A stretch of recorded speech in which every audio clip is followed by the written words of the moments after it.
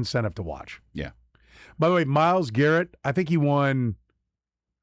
I know he got like best record-breaking performance. Yeah, that's what it was. Which record-breaking. My daughters are asking me, so what is this, Dad? What the hell are you watching? They're like, oh, an award show. Like, what do we got here? The Grammys? Oscars? Like, this isn't award season, but they like those award shows. Yeah. What are we going to have? I don't even know who's, I can think of, all that's coming to mind is Pitbull. It's like, somebody going to, have a musical act I might want to watch, Dad? What do we got here? I'm like, well, it's called the ESPYs. Well, what the hell is that?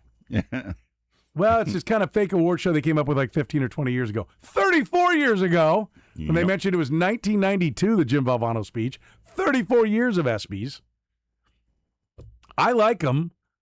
I didn't like them last night. But, I mean, it is like, I give them credit. It's 34 years in. I mean, that's some real tradition. Yep. When you get to 34 years in. And it's fun. It's got its moments. But I was like, I'm New Yorked out.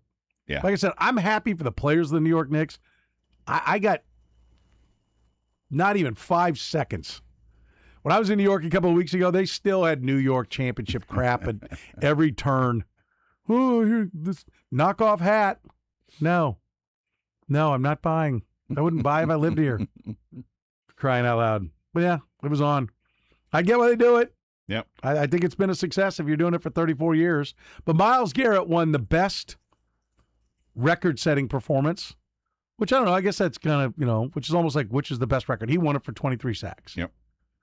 And he gets up there. And by the way, his girlfriend was one of the presenters of the award. Yeah.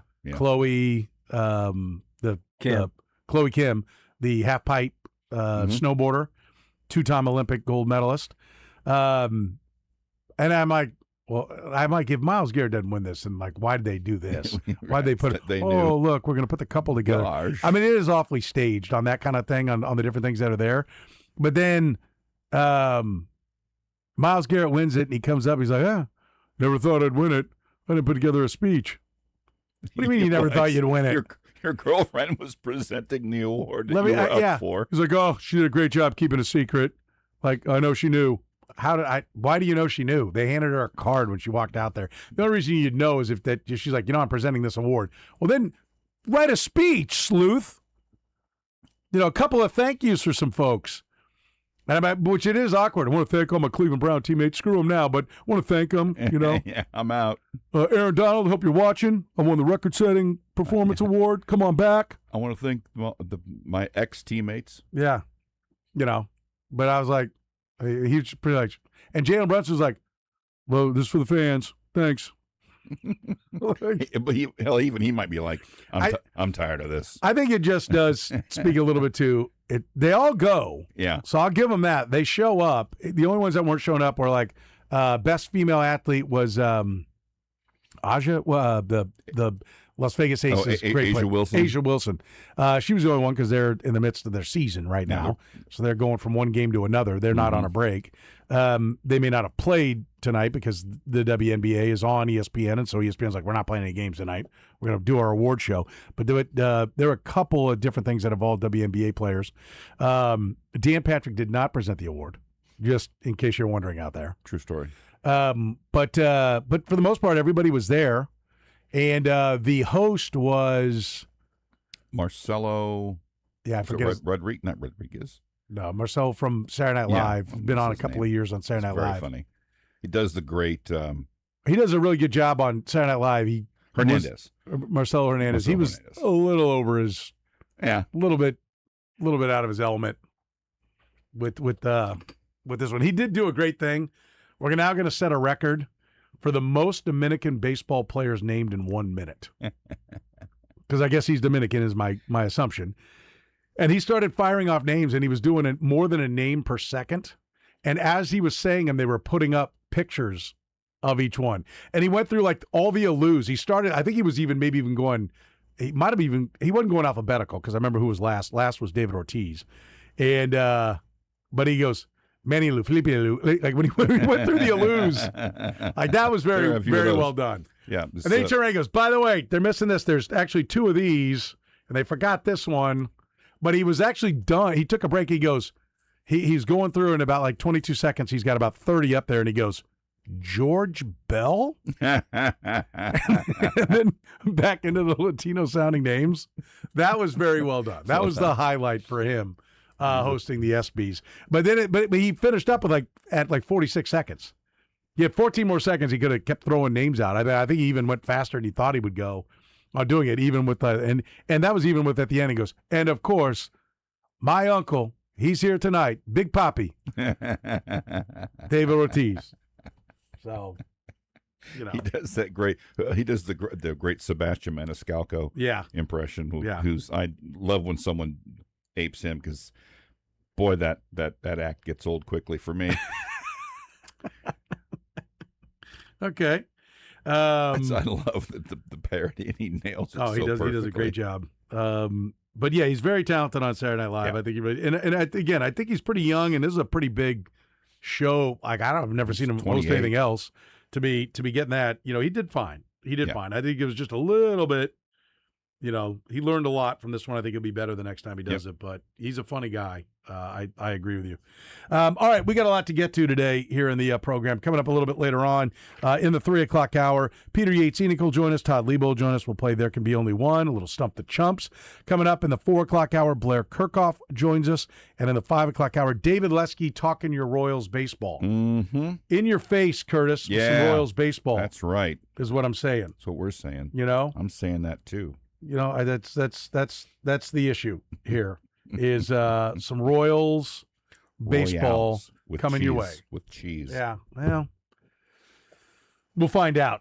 Let's start though with a little bit of Kansas City Chiefs football, if you will, if you don't mind. Can we go down that road? I'm good with that. Let's start with the fact that we're now done with all the players. Mm-hmm. In the top 10s. No one new has been added. They didn't have any wide receivers or safeties. Those were the last couple. Just to summarize, Kenneth Walker came in at number 9. Nobody at corner. Nobody at edge. Chris Jones dropped from 2 to 4 this year. Travis Kelce dropped from 5 to 10 at tight end. Nobody in the offensive tackles. Interior offensive line, Creed fell from 1 to 3. Trey Smith fell from 4 to 7. At quarterback, Patrick Mahomes fell from 1 to 2. He's behind Josh Allen. Nick Bolton, off-ball linebackers, he fell from number 4 down to number 8. No wide receivers, none. 26 different players. They had the top 10, they had the honorable mention, and then they had others receiving votes. He was not one of the 26 wide receivers, not one Chiefs wide receiver, he was one of the 26 that even received votes. And at safety, none at safety. I will point out former Chiefs, Trent McDuffie made the list at cornerback. He was number 5. And Brian Cook was in others receiving votes at safety. So a couple of high pieces of talent, or high caliber talents that were getting some recognition on this list elsewhere. My question is, what do we learn from this? I get multi-parts. What do we learn from it, and who might crack this list in 27? Right? And I guess we should put the other side, who might fall off this list. Yeah. You want to go negative first and make our way to positivity? Yeah, let's end on a positive. Okay, let's note, go negative. as they say. On this list right now, Kenneth Walker, Chris Jones, Travis Kelce, Creed Humphrey, Trey Smith, Patrick Mahomes, Nick Bolton. Who is a candidate to fall off this list? I think the fastest candidate, it's just math to say Travis Kelce. He was barely there. He's down 5 spots. Who knows if he'll even be playing a year from now. I think he's the one that, not only do I think expect to, I think he will. I'll just say he's not going to be on this list next year. Not even he's a likely candidate. This is his last year. You think he's done? Will that be a bold and daring prediction? Can we it might lock that in for one of your bold and daring predictions on the season? He might, if he comes back, he might be receiving votes, but he's not going to be in the top 10. Okay. He probably won't be an honorable mention. Okay. Unless they go 4 or 5 deep. I don't know what they didn't do the methodology, what separates honorable mention from maybe receiving votes is 1 vote or something else. They didn't really explain that, but that's what I think honorable mention means they were probably got multiple votes and they had a shot to crack the top 10. Yeah. There was enough people that they're like, okay, there's a commonality here. Yeah. Others receiving votes might be some strays. Yeah, just guys who got 1 10th place vote or 1 9th place vote or something. Something like that. All right, so Travis Kelce, who's your candidate? You got anyone else to follow up the list? Nick Bolton, obviously. Why obviously? I think the highest ranking he had was 3, and The lowest was unranked. I feel like he's a polarizing candidate for these lists because half the fan base seems to hate him, half the fan base seems to love him. But he does his job. So who hates Nick Bolton? a lot of people who despise his abilities in coverage. Okay. I mean, I agree he's not a great coverage linebacker, but I think he's gotten at least to the point where he can kind of minimize his weakness. I think they've schematically gotten to the point where they can minimize his weakness. Yep. I bristle a little bit at the off-ball linebacker. I think there should be a separate category for middle linebacker. Yeah. Yeah. Because off-ball linebacker, putting him in there, like who is at the top of that? I mean, Roquan Smith. I'm guessing I think he was either first or second. Him or Fred Warner. Yeah, like those guys, they don't play the same position that Nick Bolton does. Off-ball linebacker was, Fred Warner. Warner 1, Roquan Smith 2, Schlesinger for the Browns. Yeah. Zach Bond, Jack Campbell, the top 5. Al-Shair, Jordan Brooks, Nick Bolton 8, Edgerrin Cooper, and Devin Lloyd behind him. So, I think he's a candidate. I'm fine with that. If they don't have a good defensive year, he's gonna pay the price for it in the rankings, even if he plays well. I mean, we can tell that obviously the record, which I mean theoretically the record was bad because the players didn't play as well. So I don't think you can bitch about guys. I would bitch about Creed Humphrey. I didn't see anything other than some bad snaps, which were pointed out, which I thought was a fair point. I think Matt Derrick pointed that out. Other than he had a few, there was a little stretch, maybe like a game or two, where it just kind of seemed to be, not quite as crisp as you would like. But otherwise, I thought he had a great year. But, I mean, anyone else? Because I've got one name that hasn't been mentioned. Chris Jones. Okay. And so the guy, of course, you hate Chris Jones. Well, I'm going to look forward to your email, sir. He's fallen from 1 to 2 to 4 over the last 3 years. Mm-hmm. And I think it's entirely possible. Let me put it this way. I think it's just as possible. But we can kind of introduce the who could add to this list, and maybe we'll add to that who could jump on this list. I will say that I think it's entirely possible Chris Jones goes up on the list because of the help. Because of the help. Yeah. I mean, I think they're Peter Woods and Omar Norman-Lott, if they're both healthy, Tonga next to him. I mean, I think those are 3 quality defensive tackles, and so I'm completely open to the idea that Chris Jones is going to take a step forward. But I will say this, if he doesn't take a step forward this year, then you're cutting him, right? There's no let's see next year. No. Well, let's get another year. It's really a rookie year for Omar Norman-Lott, really a rookie year for Peter Woods and R. Mason Thomas. And so, next year when they're better, then they'll take up more attention, then Chris will explode. This is it. This is a contract year. Yes. Okay? And the contract year is undefeated. And so if it doesn't happen this year, it's not going to happen, and it's time to cut that contract and get out of Dodge. I think it's 19 to cut and like 38, 39 to keep. So I think that's what's there. But I am open to the idea. 32 is not he's dead and buried. I mean, Reggie White, and I'm not saying he's Reggie White, but he's got a kind of similar body type. He's closer to Reggie White than your average defensive tackle. It's 6'6" and 300 pounds with no fat. I mean, and the way he moves and agility, I mean, he really uses, frankly, no technique. No. I mean, that's one thing. Like, you want to reinvent your career, Chris? I don't know. Maybe get under someone's pads once. I mean, he's the opposite of Aaron Donald. And it's wild because there's nobody that sings the praises of their position coach as frequently as Chris Jones. But you can would you do something? I'm sure Joe Cullen is telling him that. I'm sure he's not saying, hey, Chris, just use your body and just run. Just stand up and try to slide through sideways. Yeah. Like you're going through, like you're trying to get on the subway without paying. Whatever you want to do, whatever you do, don't get under anyone's pads. Yeah. I mean, I doubt that's happening. So, but listen, I think it is possible. I think at 32 years old, he could go up. I think he could go up or down. I would bet on down because that's where the arrow's pointing. Yeah. Clear off the list. If he falls clear off the list, either Peter Woods and Omar Norman-Lott have taken over, which I don't think is quite possible. Seems unlikely. or this team fell apart. Yeah. Like, do you see any scenario of them in the playoffs if Chris Jones is not in this top 10 list?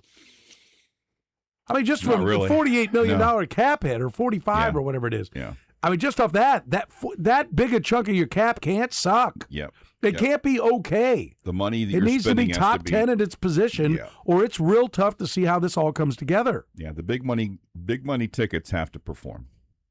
This team can't survive without it. What about Mahomes? I don't think he'll be off the list, but could he be down the list? Is he more likely to regain number 1 or be looking at 4 or 5? I think he's probably more likely to be looking at 4 or 5.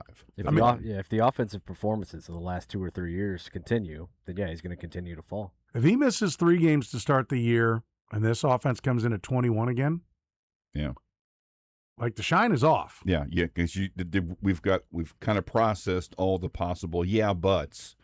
Then they're gone. Okay, now you're back, and you might be say but the knee injury. Well, the knee injury is going to be what it is. It'd be one thing to say, well, he had this and that's gone away now. This happened and that's gone away now. If the but is the ACL, that's not going away. So that's who he is going forward. I'll say this as far as this list goes. I find it hard to believe that we're talking about the Chiefs in a conference championship game if one of these wideouts doesn't at least get into others receiving votes, or even maybe all the way up to honorable mention. Yeah. I mean, do you see a scenario where they're in the AFC championship game with 780 for the leading wide receiver on this team? Nope.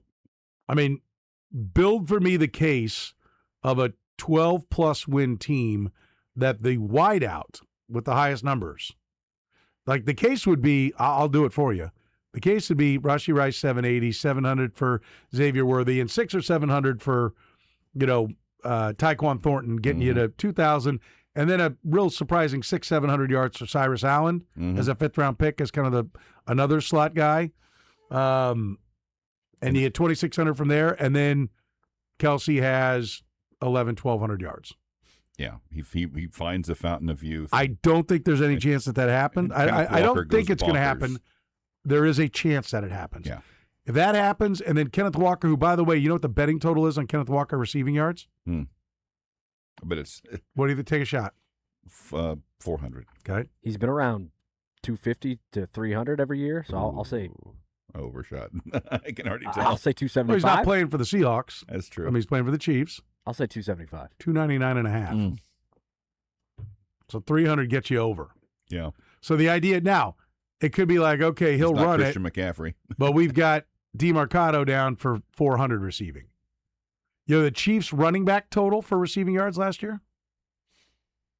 We were doing me, Sam, and Jeff were doing some work on some of these numbers for some episodes we've got coming up at the Red, Gold, and Bold. Could not have been much. Less than 400 total. Wow. Less than 400 total receiving yards from the running back position. I'm surprised it was that much. It was like 3-something. As I was look it up. See what it is. As I was debating that answer, I was going in my head going, I don't remember any big play. Yeah. So like that's why I say I think as we look at this, like what do we take away from it? Well, this is the reaction to last year, and they did not get production from the wideouts. They did not get production receiving from the running backs. Kenneth Walker being on this list is huge. They lose Trent McDuffie from it, but at least they've got Mansour Delane, who looks like he's at least a very gifted, high, blue blood caliber prospect to replace a lot of whatever Trent McDuffie gave you. And maybe he doesn't replace some things, but maybe he's even better. Maybe he's a better outside corner. Who knows? We're going to see. But they've at least got a good candidate there to replace Trent McDuffie. And Alohi Gilman, they've got a good candidate, in my opinion, to replace Brian Cook. So, to me, so much of it, as I look at this and where they rate these guys, the wide receivers somebody has to at least get some votes. 425 last year. Was it that high? Yeah. Rashard Smith, 172. Hunt, 143. Pacheco, 101. Clyde had 9. Clyde. I like Clyde. Just I like the guy. He's just he's not a nice enough. great He running just back. Wasn't not an NFL player right now. By the way, should we have? And by the way, Brashard Smith's kind of like when the biggest number is from a guy who is a running back, but he's not really what you'd say. He plays running back, but is he a running back? To me, that's the most damning. Only 425, and they got 170 that from a guy who's kind of a hybrid. Well, a guy that think about whenever those 170 came, it was not games played in anger. No. So yeah, for sure. I did like what I saw out of him from the last game, but that was really it. That was about the only time we saw something from him. Before then, people were clamoring for it, and he wasn't showing them anything. But yeah, I would ask it. We've gone through the list. We've seen them all. All the positions are out. Where do people have to step up? What has to change for this team? If we're talking about this team being a conference championship game, not even a conference championship winner, just back in the conference championship game, where is it on this roster that people have to step up, where you have to see a serious uptick in where the production is coming from? 913-3810810. Hit me up on the Twitter. It's at SorenPetro, SorenPetro. The program's off and running on a Thursday. Curtis Seabold. Doesn't that tire you out after a while? Thinking of absolutely the most clever way to say everything? On the program, weekdays from 2 to 6 on Sports Radio 810 WHB. Did you know that on all new vehicles purchased at Roberts Robinson Chevrolet GMC, you get a free lifetime powertrain warranty? That's right, on all new vehicles. It's only available at a few Kansas City GM dealerships, and Roberts Robinson has it. So don't settle for a 3-year, 36,000-mile warranty. Get the lifetime powertrain warranty. It covers components like engine, transmission, transfer case, drive axle, fluids, and filters. This warranty ensures repair or replacement of any covered powertrain component that fails for as long as you own your vehicle. You can't find that just anywhere. You can find it at Roberts Robinson. And right now they've got special employee pricing for everyone on select 26 GMC Sierra 1500s. 0% APR for qualified buyers on new 26 Chevy Silverados. And the Chevy Equinox SUV, get 0% APR for 5 years, no payments for 90 days. Plus, nobody gives you a better deal on your trade. They always want your trade. They're offering the highest trade values for new or used vehicle purchases. Right now, you can check out 150 new and used vehicles in their inventory by going online to robertsrobinson.com. That's robertsrobinson.com. And don't forget, military, first responders, you get 10% off parts and labor for your vehicles. And if you're a senior, 60 or older, 10% off every Tuesday or Thursday. That's right. Make sure you go for the best service at Roberts Robinson. The best team in town is Roberts Robinson. Mike Robinson and his team are absolutely fantastic. Tim in sales, Jordan in finance, they're all great to work with. Robbie, he does an unbelievable job when it comes to service as well. I know it's where we service our vehicles, at Roberts Robinson. Find them online today at robertsrobinson.com. Westwood One Sports presents this special report on the 154th Open Championship, sponsored by Liberty Mutual. Only pay for what need. Sunset at Royal Birkdale isn't for another hour, and the last few groups have plenty of time to wrap up the first round. Jackson Suber already wrapped up a brilliant 5 under 65 to grab the lead in his Open debut. Southport's favorite son, Tommy Fleetwood, is glad to be under par, -1. Playing in his hometown Open, Fleetwood was 1 over before birdies at 2 of his last 4 holes. I was constantly battling. I was constantly on the back foot. Great finish to the round. Like those last 4 holes feel amazing, to be honest.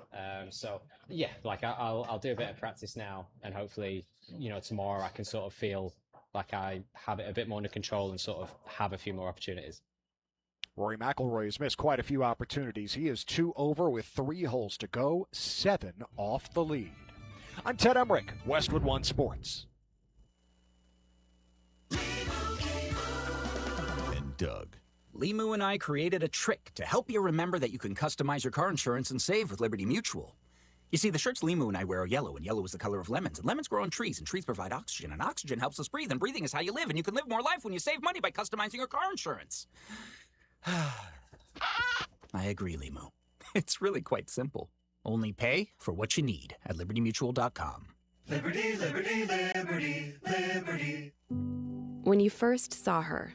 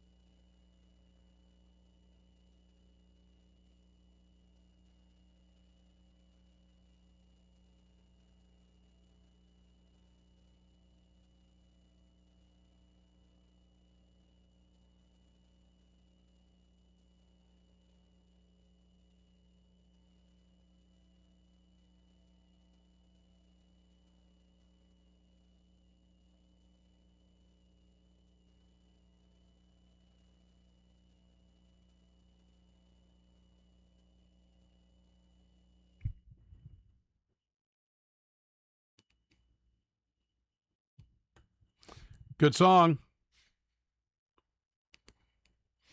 Who is this? I like it. I've heard it before, but I can't think who it is. Kings of Leon. Nice.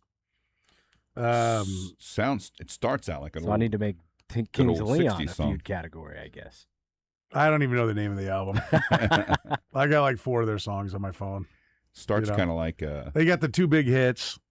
What, Sex on Fire and this one. I can't remember what this was called. This one is Sex on Fire. Well, that was Sex on Fire. Yeah. Okay, and what's the other one? You don't know? I don't know, no. Okay. I'm going to give him a That's song to two use that were pretty big. somewhere in the next hour, which will remind me that the beginning of that song sounds like a really good song from around 1970, which you will have heard. Okay. I'll take your word for it. It is the program here on Sports Radio 810 WHB. Thank you for joining us here on a Thursday. By the way, the Royals schedule's just been handed to me. How about that? The 2027 schedule. We're already done. We're done with 26. We're moving on. The team might not be on the field, but on the schedule they are. Your Kansas City Royals will open on Thursday, March 25th at home against the Twinkadinks. Mm-hmm. Minneapolis fans will be happy to head south to the beaches of Kansas City in early March, because there'll still be, 3 feet piles of snow on the side of the road up there. Yeah. 3 at home with the Twins, then 3 at home with the White Sox. They open Thursday, off Friday, in case there's a rain out. Saturday, Sunday with the Twins, then Monday, Tuesday, Wednesday with the White Sox. And then we ain't screwing around. With the defending AL Central champion White Sox. That's what it looks like right now. And then they're not messing around. Off to St. Louis with the old handy Thursday, Saturday, Sunday. Clearly that must be the Cardinals' home opener, because they put the off day in case there's a rain out for their home opener. Yeah. That's the beginning of the season. Other noteworthy things, Yankees come in March. Go to New York. Another the first interleague series here, Pirates. That at least interesting to me. Been a little while there. It'll look good. Cubs come to town in May, 25, 6, 7 in the middle of the week, Tuesday, Wednesday, Thursday. I'm sure the Royals love that.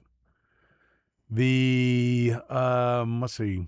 What are you interested in? What teams? No, Cubs is road.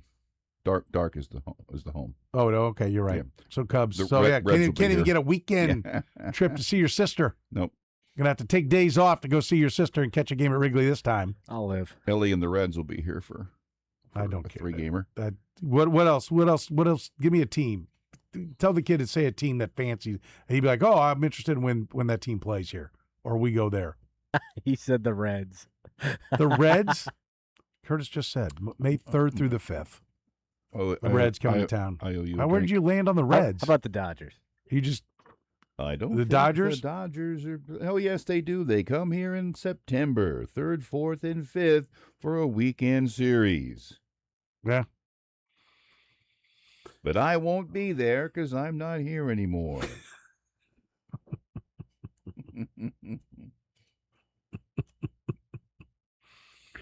Wrap the season on the road, 6 games at Cleveland, 3 at Cleveland, 3 at Boston. Doesn't sound tasty. Open at home, finish on the road, which is what you'd expect. Yeah. So there's no other team that tickles your fancy? You don't care? All-Star break, July 12th to the 15th. Then the Cardinals home. Cardinals here in Kansas City, coming out of the All-Star break.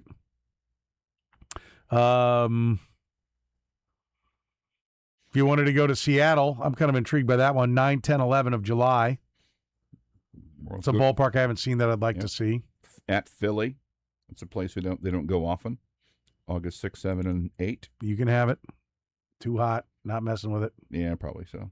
I'd love to go there, but not in August. I'm not sitting anywhere outdoors in August. Absolutely. No chance. No way. Miami's got at Miami, that's at least indoors, but. When is that?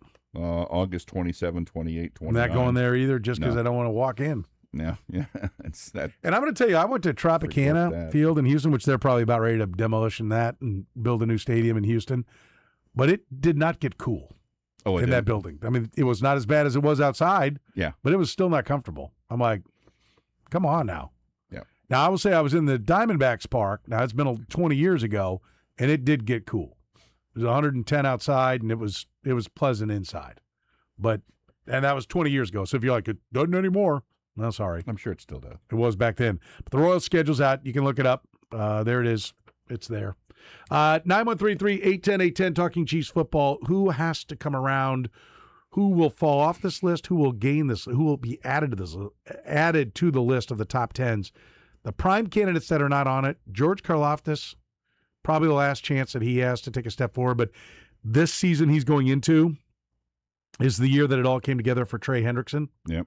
So this will be my last year. There's a lot of hand fighting techniques and, there's just a lot of stuff to learn. I mean, I don't think there's probably another level to George Karlaftis. I think he's just a good, solid defensive end. But this is the last year that he could take a step forward.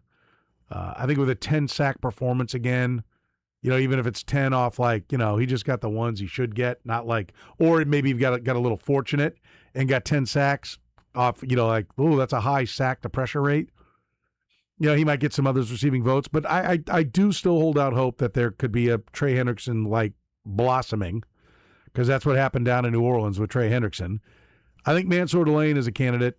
The 20-somethings, there's a lot of holdovers in those corners. There's some 26s in there. We talked about all the 25s. It's going to be the young guys. And Mansour Delane, I would almost say that if Mansour Delane is not on this list within the next 2 years, they've got problems. Yep. I think they've got problems. Yeah. He, at the very least, he needs to be in the honorable mention, but he needs to be in the top 10.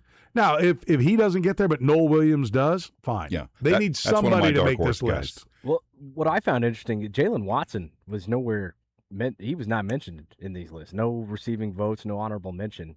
He signed a pretty decent contract. I think he was a solid to above average player. I agree. If you had two Jalen Watsons instead of Jalen Watson and Trent McDuffie, how much worse are you? I'll say this: Christian Gonzalez, Sauce Gardner, Stingley, whichever corner you want to say is the best one.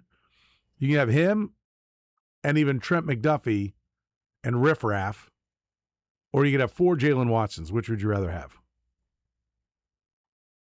Probably 4 Jalen Watsons. I think I would too. I mean, I think the eager, what he said to us 10 years ago, now if people are new to the program, the head of analytics for the Carolina Panthers used to be our weekly guest and worked for PFF and Sumer Sports. He said defense is a zero weakness spot. Yep. And that's one of the reasons why I think, the big contracts, Nick Bolton, Chris Jones, who else? Karlaftis. I don't even think his, it's not enormous, no. Yeah, his is almost like, we want to make sure we've got one good defensive end, but he's not even going to be top. I don't even know if he's top 20 now. But the enormous contracts on defense, I think, are a little scary. I'd almost rather flip the player that's due the enormous contract for draft picks and just keep throwing quantity at it, so that, even when a guy goes down, you get off the bench with a good linebacker.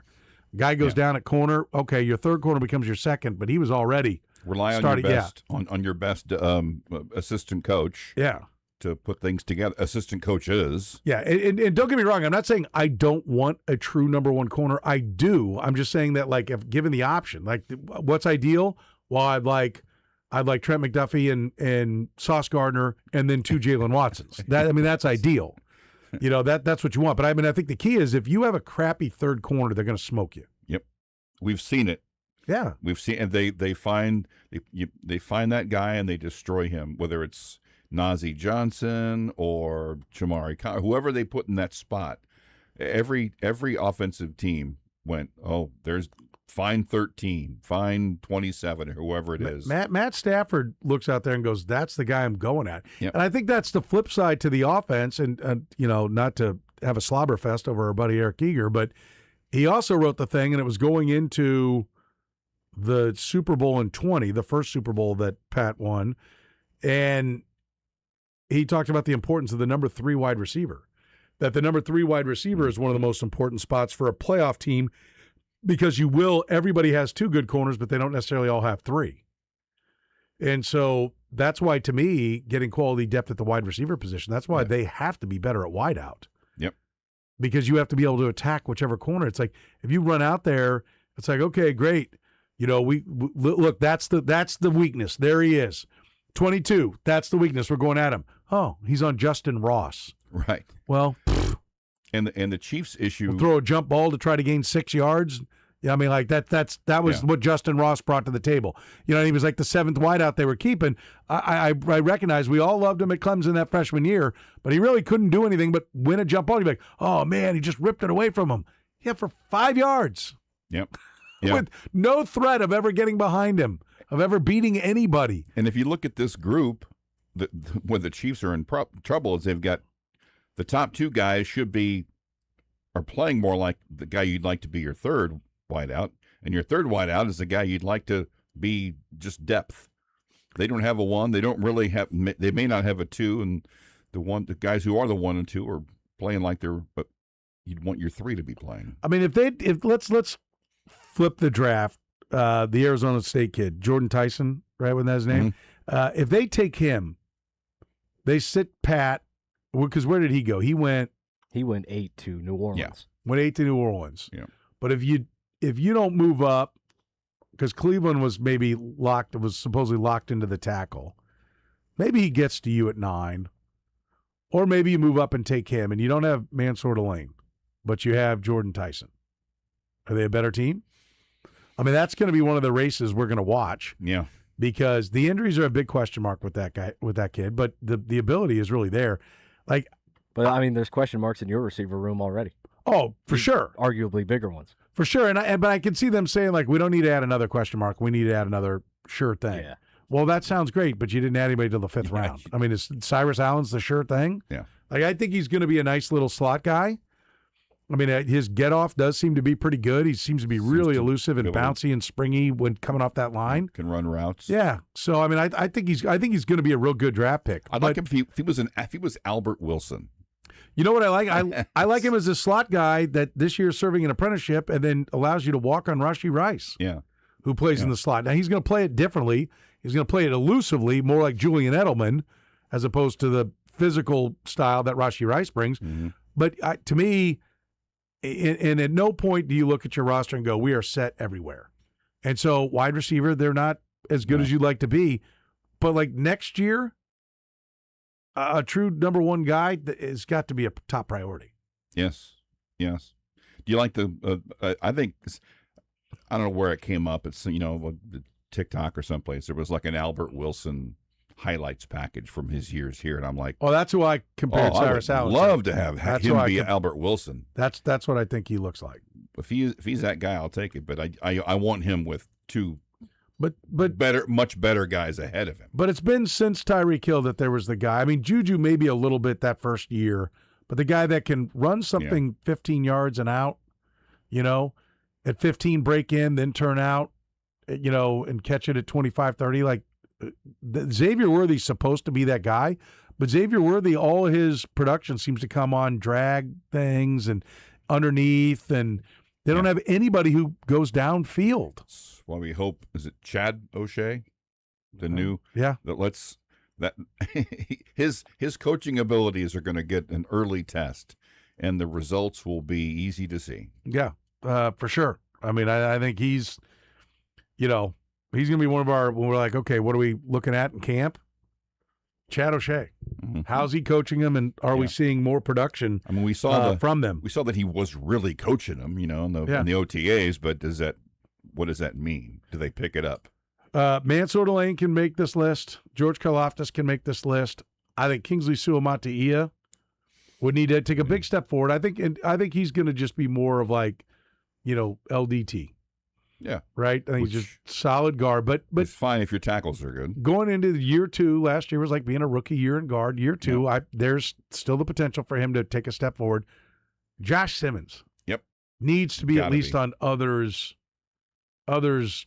getting votes or honorable mention, right? I mean, that spot, and not because of where he was picked late, but I just think for this team, they need to get some guys on this list that aren't all the highest paid guys at their position. Yeah. Because every one of the guys that's on here, right? Chris Jones was the highest paid defensive tackle. Travis Kelce was the highest paid tight end. Creed Humphrey was the highest paid center. Trey Smith was the highest paid guard. Patrick Mahomes is the highest paid quarterback. Nick Bolton was about the third highest paid linebacker. Yeah. Like, so that somebody, like, that's where somebody has to be on this list that's not just crushing the cap. Yep. Right? I mean, like, you almost look at, like, well, here's who the Chiefs have. Well, duh. That's all the guys that make all the money. Right. 9133-810-810. We'll take a break. Talk more Chiefs next here on the program.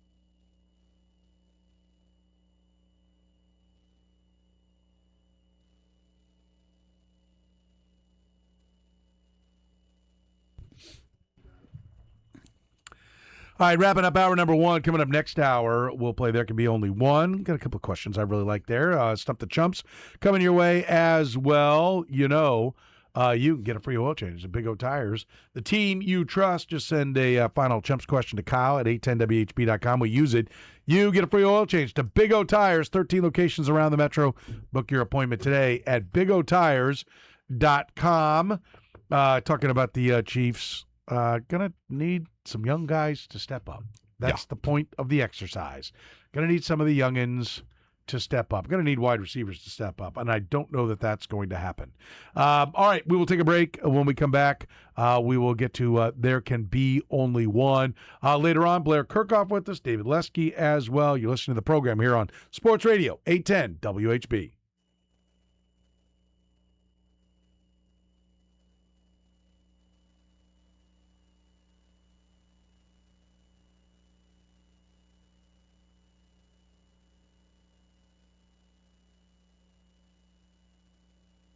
All right, who's the only running back in the Super Bowl era to have at least 10 carries in a postseason game and finish with negative yards? Brought to you by Twin Peaks.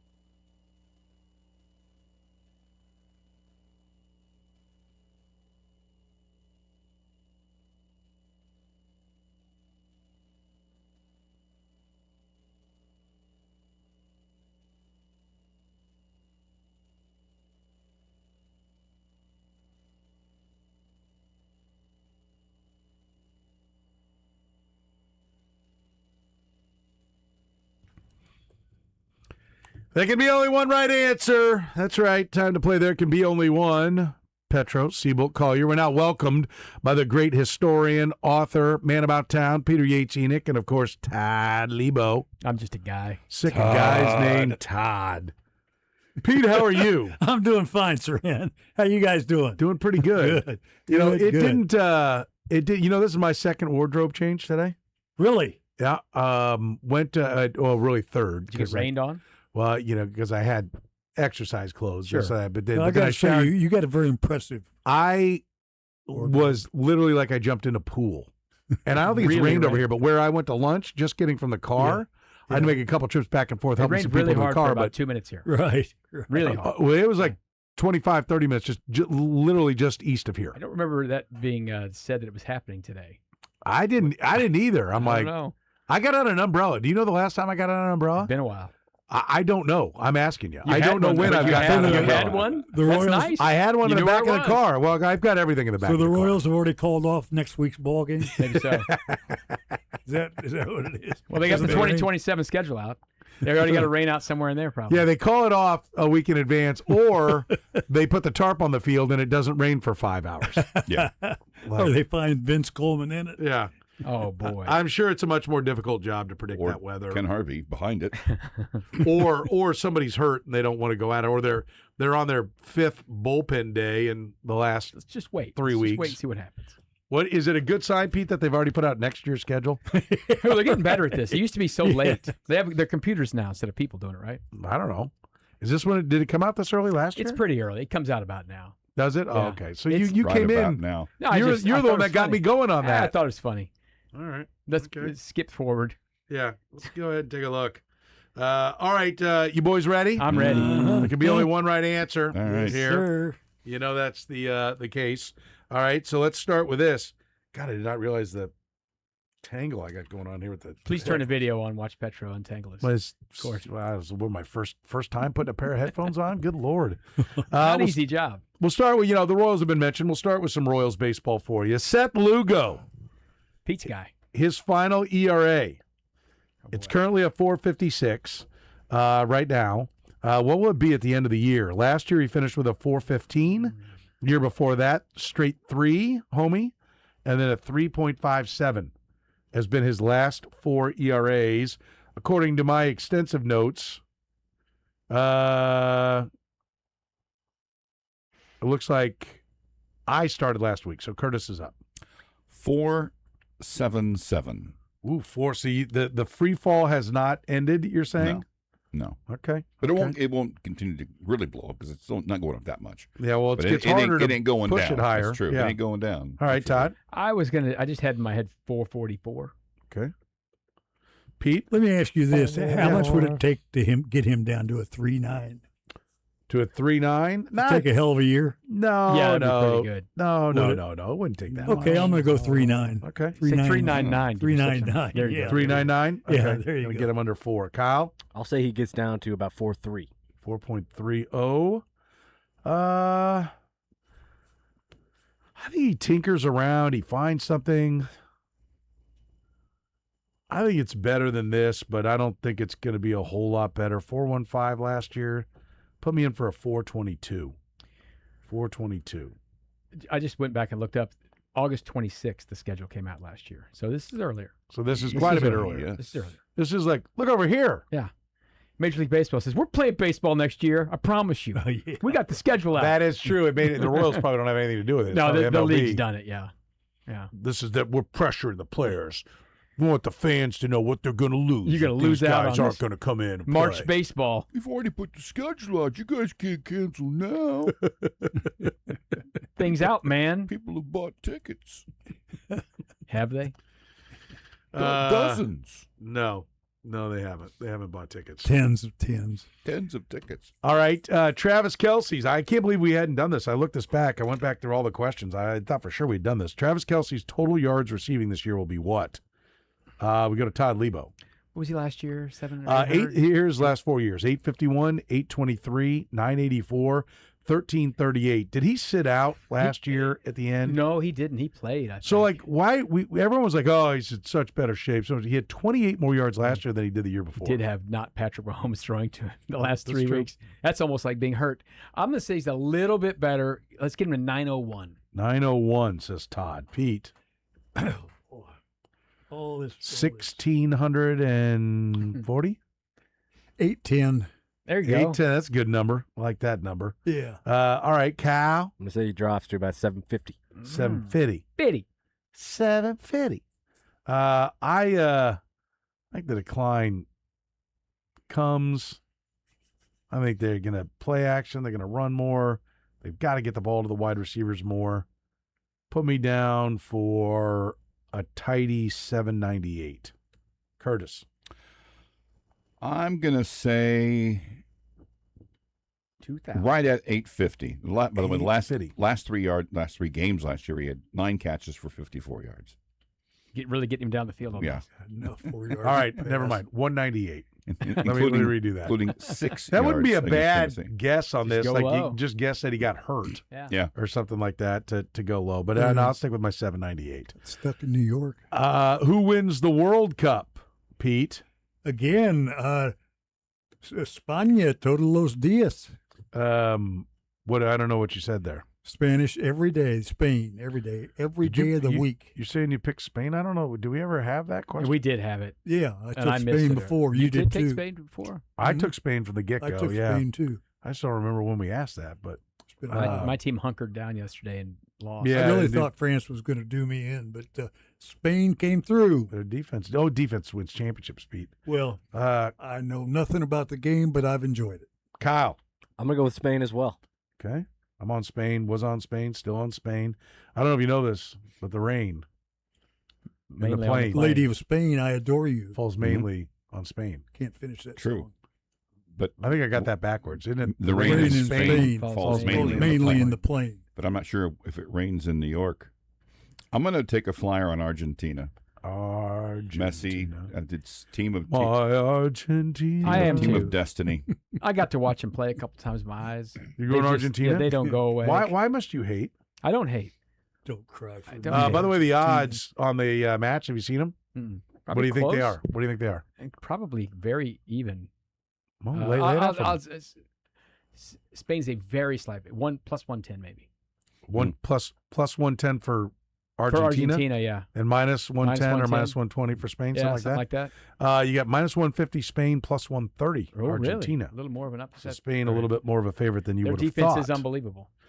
Carter Jensen finishes where in the American League Rookie of the Year awards? He is currently listed as the 5th favorite in the odds. We begin this time with Kyle. I'm trying to think of who's ahead of him. McGonigal from Detroit. McGonigal's ahead of him. Murakami's ahead of him. He was tied with two other people a week ago when I was. Who else is? researching Who this. who are the other rookies that are? Don't look at me. I should have. Don't look at me, Pete. I even have a I don't note. know. I have a note here. I didn't know who those guys I are. don't even know either. I have a note here. Bring the odds up before the segment. Segment?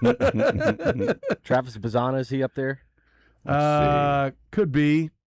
I got to go Yeah. through with the software not being able to identify where I'm at for the 4 millionth time. Lay a number out there, Kyle. Yeah, I'll say 4. Okamoto and Basayo.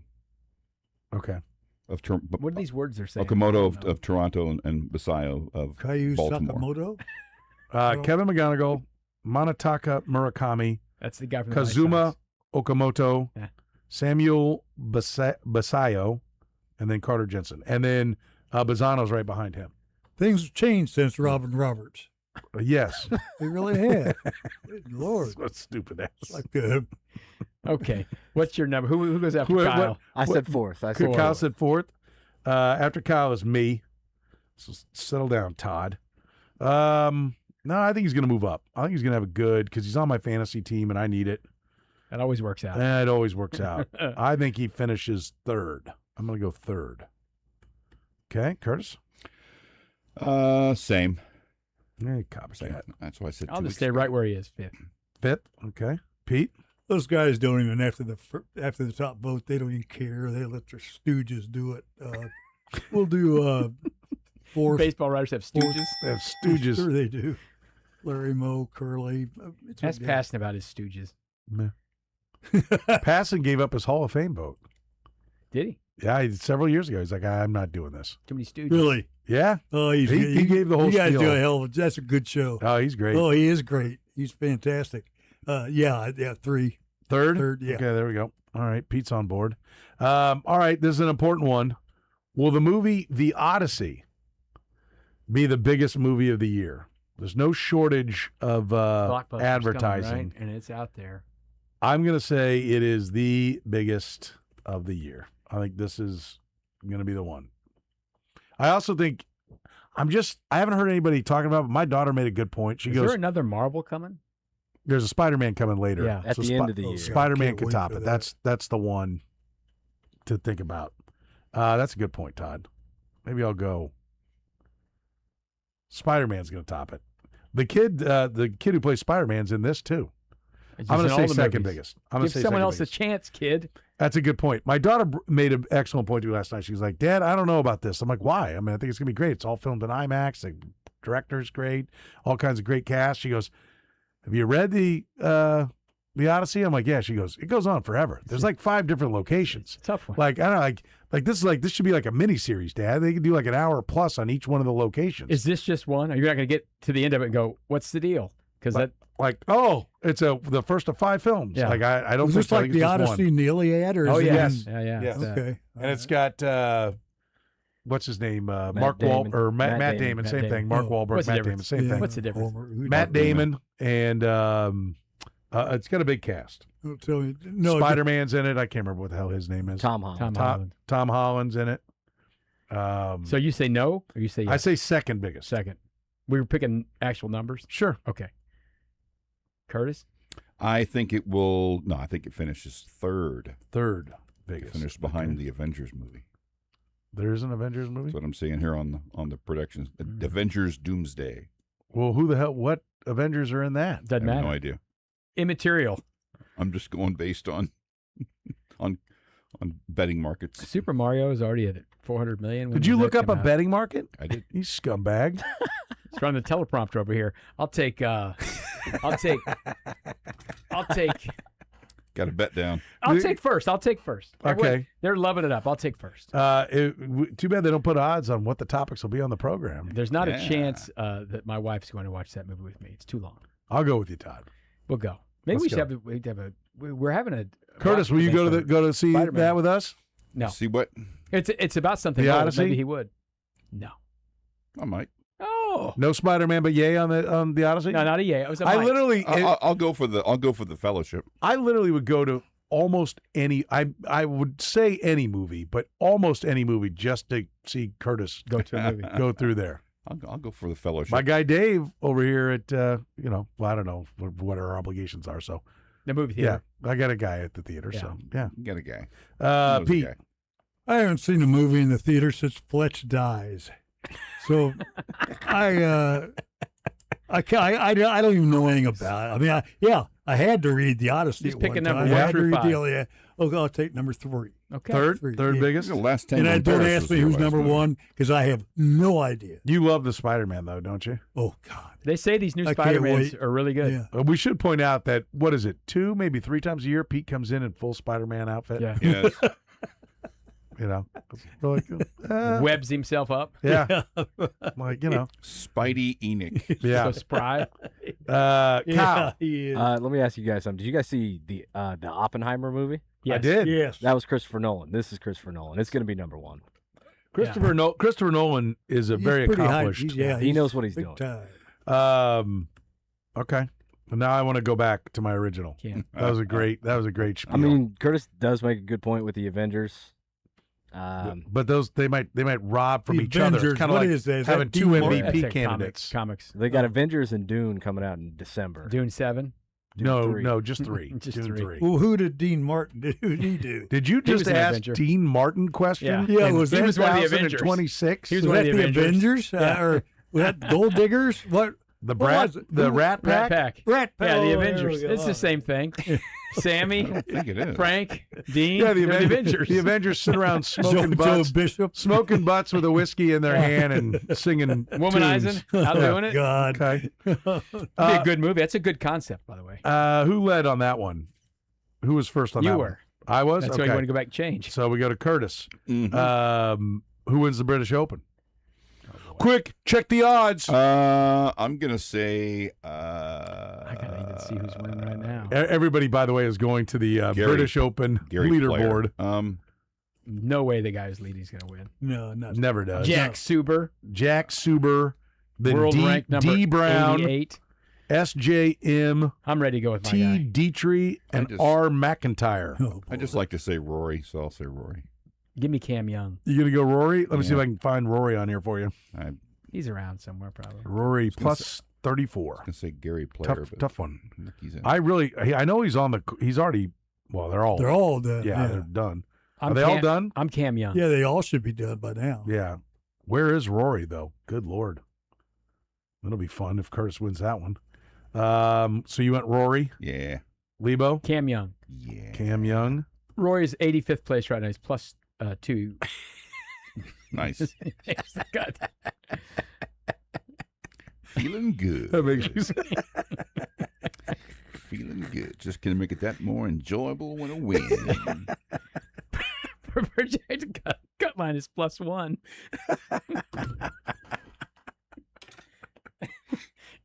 Give me He's the got odds. all day Give me the tomorrow. Odyssey. There was nothing wrong with that pick. Nothing wrong. The guy's a damn champion. The Odyssey. Right. I think it's a total flop. I It gotta makes say- less than 10 million. I think we've been running British Open updates on the air, so they haven't been watching or listening.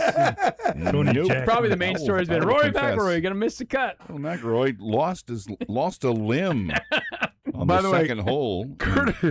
Curtis's golf swing. I have been out and played golf with Curtis, like one of the couple of times the two of us have played. Not good. There is a lot of baseball in it. A lot of baseball. But I will tell you, there was nothing funnier than in Tahoe, went out to 17 and watched Miles Teller. We were watching 17, and Teller comes through on like one of the practice rounds, one of the pro-am rounds or something, and the backswing comes and he slices it right into the lake. Like, I mean, it may have donged the top of a boat, like in the water. And Gurley, you know how Greg Gurley's if you haven't picked up on it when he's on the air, he's a very funny guy. Yes. And he's like, a lot going on with that backswing. And there was almost like a Julio Franco wiggle up at the top. Got a little busy up there.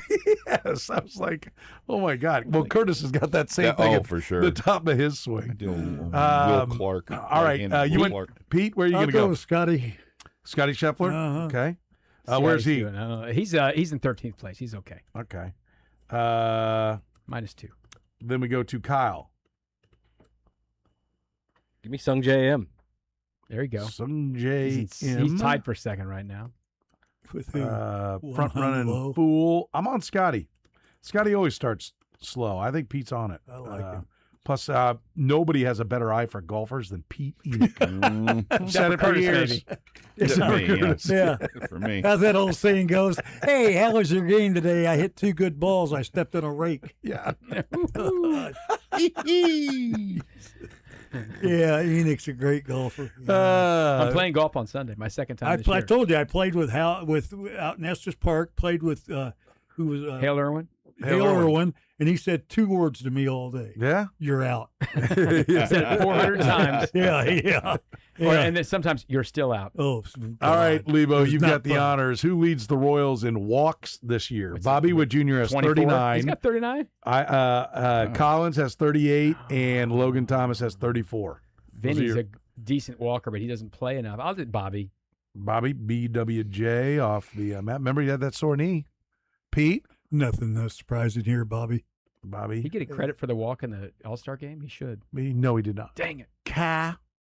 I'll go Bob as well. He's been trending down on the walks. Yeah, he was he's walking a more. little more aggressive. Put me in for Collins. You guys are fools. Curtis. Somebody get to 70? Carter Probably Jensen. No. Carter Jensen? Where's he at? Doesn't matter. 31. 31? Doesn't matter. Okay. Just below the cut line. All right. Yeah. All right. And then how many sacks do the Kansas City Chiefs have as a team? What they have last year? Last year they had 33. The year before that they had 39. The year before that they had 57. Okay. 57. That was 24 when they won the Super Bowl. 57. We begin with Pete Enoch. What was 39 was last They had year? 33 last year, 33. 39 in 25 when they lost, when they got beat up by the Eagles in the Super Bowl. 38. 57. You go 38? Yeah. Pete nestles them right Yeah, into the 'cause bosom they of don't- the they don't previous rush 2 well. years. No. Cal. 41. 41 for Kyle.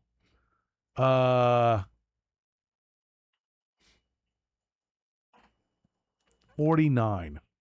I think they're back, baby. No, screw it. If you're gonna go big or go home. Fitty. Might And even as well. Fitty. Yeah. Curtis. 45.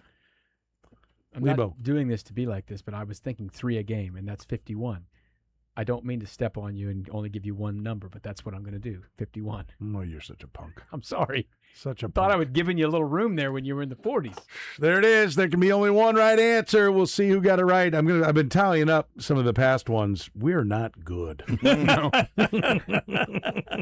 True Hey, story. someone's going to get like the World Cup one right because there were only 2 answers. Yes, We're this going to one- get that one. We're going to get something The there. second pass through. We'll take a break, play a little Stump the Chumps coming up next. Remember, you can get a free oil change at Big O Tires. Big O Tires, the team you trust. 13 locations around the metro. Book your appointment today, people. Go to BigOTires.com. Those summer roads are calling. Make sure your ride's ready to go with Big O Tires now through July 26th. Get up to $200 off select sets of Michelin and BF Goodrich tires. That's right, $200 off a set of Michelin and BF Goodrich tires. Plus, save $100 on qualified purchases with your Big O Tires and Service credit card. Apply today. It's at BigOTires.com. The program with Soren Petro. I don't listen to radio. Weekdays from 2 to 6 on Sports Radio 810 WHB. Listen, guys, if you're feeling run down, worn out, no energy, low sex drive, brain fog, decreased motivation, maybe your muscle mass is reduced, not able to lift like you could, just can't work out like you used to. Listen, more than half the men in this country over 40 years of age experience low testosterone. This could be what you're experiencing. And the good news is the Low T Center can help you out. Go to fixmylowt.com. That's fixmylowt.com and book your appointment today. They're celebrating America's 250th by offering you $250 for $250. That's right. It's the 250th birthday of America, so they're going to give you $250 back. Men who start testosterone replacement therapy between now and July 31st and remain on the treatment for 90 days receive a $250 account credit. You can use it on any service, any supplement that you want. The purpose of this is to keep you motivated, right? Some guys see a result right away. Some guys it takes maybe 4 to 6 months. That's the idea. Stay with it. When you see the results, you'll feel better. And this is the incentive. Get $250 back. You get a $250 credit after 3 months worth of treatment. A licensed provider determines what it is you need. No two men are the same, and so no treatment is the same at Low T Center. They figure it out based on your symptoms, your medical history, and comprehensive lab testing. Every treatment plan is unique for you, and they use only the highest quality testosterone. So get to the Low T Center today. Book your appointment at fixmylowt.com. Most major insurance plans are accepted. Self-pay options, they're available as well. But remember, the $250 for $250 is done at the end of July. So go to fixmylowt.com. That's fixmylowt.com. All month long, get hog wild at Zarda Barbecue. Thinly sliced ham, fresh pulled pork, melted provolone, and 2 strips of bacon on a toasted Roma bun for just $7.99. The Hog Wild Sandwich at Zarda Barbecue. Come get some. The 2026 Open Championship coverage on Sports Radio 810 WHB is brought to you by Back Nine Golf in Overland Park and Liberty. Luxury simulator golf, community, and fun. Hen House Market is bringing the excitement of World Soccer right to your neighborhood store. This summer, every trip to Hen House Market becomes your chance to experience energy, fun, and flavor from the world's biggest sporting event. From the moment you walk in, enjoy tailgate tastings featuring KC favorites and global game day foods. Test your skills on the pitch for a chance to win 2 spots at Matt Beasler's summer camp. And gear up for match day with complimentary face painting and more. Plus, don't miss your chance to snap a photo with the Gold Cluck, the Hen House Market Championship Trophy. Shop, play, taste, and celebrate all summer long at Hen House Market. Summer is the perfect time to save at Randy Kerno Buick GMC. Drive home a new 2026 GMC Sierra 1500 Denali with employee pricing plus 0% APR financing for 36 months. It's a winning combination that makes now the perfect time to buy. That's employee pricing plus 0% for 36 months. See Curtis today and drive home in your new Sierra 1500. Randy Kerno Buick GMC, where Kansas City drives. With approved credit expires July 31st, 2026. See dealer for details. Just log on to randykerno.com. Hi, I'm Matt Toronto, founder of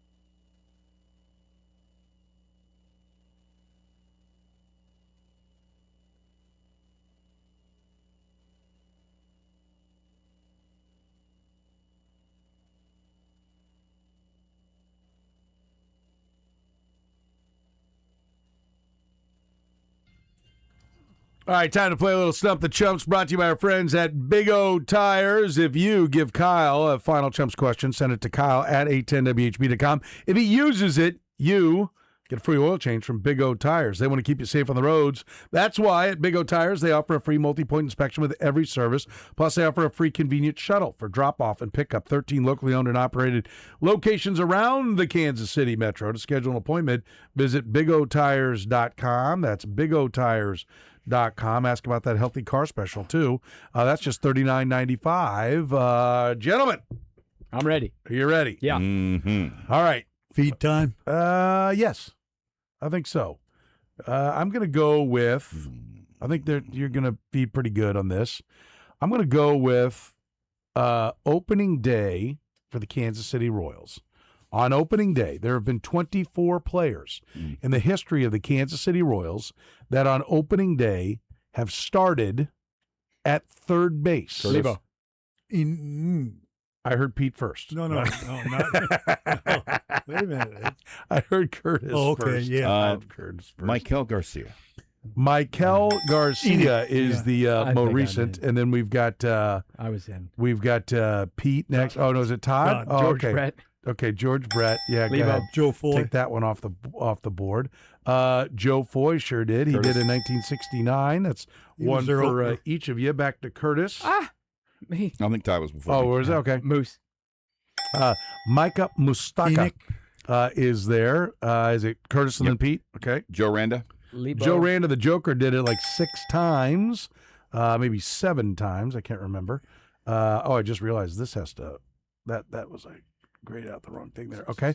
Now where am I going? Enoch, or Pete. did Gaetti squeeze in there? Yeah, I think Curtis, you have probably 2, right? Yes. Okay. Gary Gaetti is in there. Good job, Yeah, Pete. I took her for Gary Gaetti. Lebo is in my there, head. Todd? Fran Healy. No, he's No. catcher. No, he was the catcher. He was too. He wasn't athletic. No. No. Buzz that punk. Who's next, Curtis? Dean Palmer. Dean Palmer did. Yep, 1 time. So who was the guy just a couple of years ago when There's another Michael P. Garcia? Curtis. Craig Paquette. Craig Paquette. There's even still another one. Wow. Lebo, Tom Poquette. No, He is no. left field. He will leave the light on. Mike Aviles, Willie Bloomquist, Hunter Dozier, Hunter Dozier. Michael Franco. This Wow. this should be great here. Alex Gordon. You ever heard of Alex Oh, Gordon? dude. Oh, Just man. a Royal First- Hall of Famer and all. Very first year. That's all right. There's another one you're going to be embarrassed about. Jonathan India did 2 years ago. That's Greg right. Jeffries, Keith Lockhart, Keith Miller, Bob Oliver, Greg Pryor, Rico Rossi, Wow. Paul Shaw, Mark Tien. Oh, guy Paul was a Shaw. T- That's just Mark Tien. disgraceful. I even thought Shaw, then I forgot it. Have you heard of a kid named Bob Witt Jr.? I have. Oh, he did. Start. And how Oh, about that's right. Kevin Seitzer? Dude, Seitzer, that's what I 4 missed. times started on opening day at third base. Embarrassing. I actually You guys thought got about 8 of Shaw when you said Foy, and by the time we got around to me, I completely Paul Shaw. forgot. So when I said Fran Healy, I was thinking of Paul Completely Shaw. forgotten it. Idiot. Oh, I should have been boy, thinking oh, of boy, Alex Paul Gordon. Shaw. We're going to stay Bad. with the theme of Royals and one game. Okay. There are 30 players who have made one and only one All-Star game for the Royals. Lebo. Petro. Todd. Mark Redmond. Oh, you son of a. Mark Redmond. Seren. All right, then I'll go with Lebo. Jose Rosado. No, he actually made 2. Pete. Martinez. No. Michael Waka. Michael Waka. That's annoying. Petro. Michael Garcia. Michael Garcia. God bless it. Enoch. Pete. Dick Drago. Petro. No. Seren. Melky Cabrera. Let's see. No, didn't make it for the Royals. Lebo. Let's see, there's some guys you would Gary Gaetti? No. Gary Gaetti, no. There's some guys that you would think made more. Well, we're going to need some There clues. was 'cause an I got 2 MVP. strikes. I'm not going again until I get it. There was What? a guy who won an MVP, All-Star Game MVP. There was a former Rookie of the Year Lebo. winner. There's a current member of the Eric Hosmer. He made a Eric couple, didn't he? Hosmer made just one, Oh, 2016. good job, Tyler. There was another MVP. There was a Royals ERA champion. Petro, There Bo was, Jackson. Bo Jackson, 89. There was a guy Good who job, was, Seren. let's see, there was Lebo Moose? Rookie of the Year winner, Mike Made a Moustakas. couple, No, he didn't made he? more than one. You're out. A No, Rookie of that's the Year just winner? two. Shut your two. a guy lying mouth. There's a guy a couple guys who won the World Series with Lebo, Alcides 2015. Escobar. Alcides Escobar, Enoch. another guy from the 2015. Steve Balboa. Lebo. Nope. Lorenzo Cain, maybe Lorenzo only one. Cain. There was a 2 Cy Young Award winner. There was a Cy Young Award winner for the Royals, and sorry. Lebo. David Cone. I was thinking of all those guys, but I'm like, didn't they back Had ass to have into a been in second more than one? This is Just that amazing. I one? was amazed that there were this many people and this many big names. Kevin Apier only God. made 1. Andrew Benintendi, Chris Bubich, Billy Butler, Chris David Bubich was an Cohn, all-star? Aaron Crow, Jermaine Dye, Carlos Estevez, Zach Greinke, Larry Gura, Ken Harvey, Seth Lugo, Mike McDougall, Gil Mesh, Dean Palmer, Lou Pinella, Cole Reagans, Ellie Rodriguez, Richie Scheinblum, Kevin Seitzer, Kurt Stillwell, Denny Tartable, Jason Vargas. My favorite point is that Kevin Apier made one. the same number of All-Star games as Mark Ken Redmond? Harvey. And Mark less Redmond. than Jose Rosado. And fewer than Jose Rosado. All right, you guys are going to hate this question. I'm Okay. sorry. We got soccer going. We've already done enough of the World Cup stuff. So English Premier League. Now, don't make a face at me. Just name just me how Pete someone looks. who has scored 100 goals in the English Petro. Premier League. 100 goals. Petro. Harry Kane. Harry Kane. He's the number 2 Enoch. scorer ever. Curtis. Diego Maradona. No, he didn't play in EPL. Mo Salah? Mo Salah. See, you guys are doing okay. We've got 2. Settle down. 66%. Some of these guys you've seen on TV Curtis. recently covering the games for Fox. Zinedine Zidane? Petro. didn't play there. Zlatan. No. No. The other guy. Petro, Thierry There Henry. we go. I get you one. I'm sorry. I'm sorry about this should've. question. Enoch. What? Pele. No. No, he didn't play over there. Oh, I don't The know guy where everyone Pele- loves from Portugal or they hate him. Petro, Ronaldo. There you go. I'm just handing them to you now. Curtis. Dirk Nowitzki? From Germany. There's a lot of Liverpudlian guys on here. See, guys, you don't know. Is there any other Germans on there? I don't see another German name. This Give us guy some scored national- the last goal against America this year in the World Cup for Belgium. Belgium. The last I goal. can't remember the guy's name. I can see him. The guy who looks Yeah. like a linebacker. Yeah. Yeah, I can't. I don't remember his name. Give us some countries. Belgium. Well, you did say that didn't help. He scored a goal against America, the game Yeah. you watched. No. Oh, yeah, I knew him. I was done by that. First name his it sounds card. like a world capital in Italy.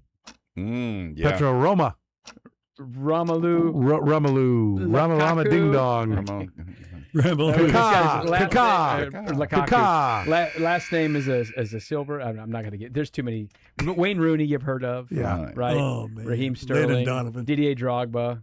Donovan didn't score. Jamie Vardy. Some Drogba. guys. I'm sorry. You got 3 and Curtis got 1. It's not bad. great. I Not bad. apologize for Wow. it. Some of them got like 10. Yeah. Well, Yeah. I'm sure he She did. did, He's and I like- got he's a 5 soccer wrong. guy. I'm giving you so much the next one. All right, what do you got, Pete? I got Kansas City hosted the All-Star game in 1960. Who was the A's God. miserable, lonely guy on that squad? Lebo. Mo Drabowski? Nope.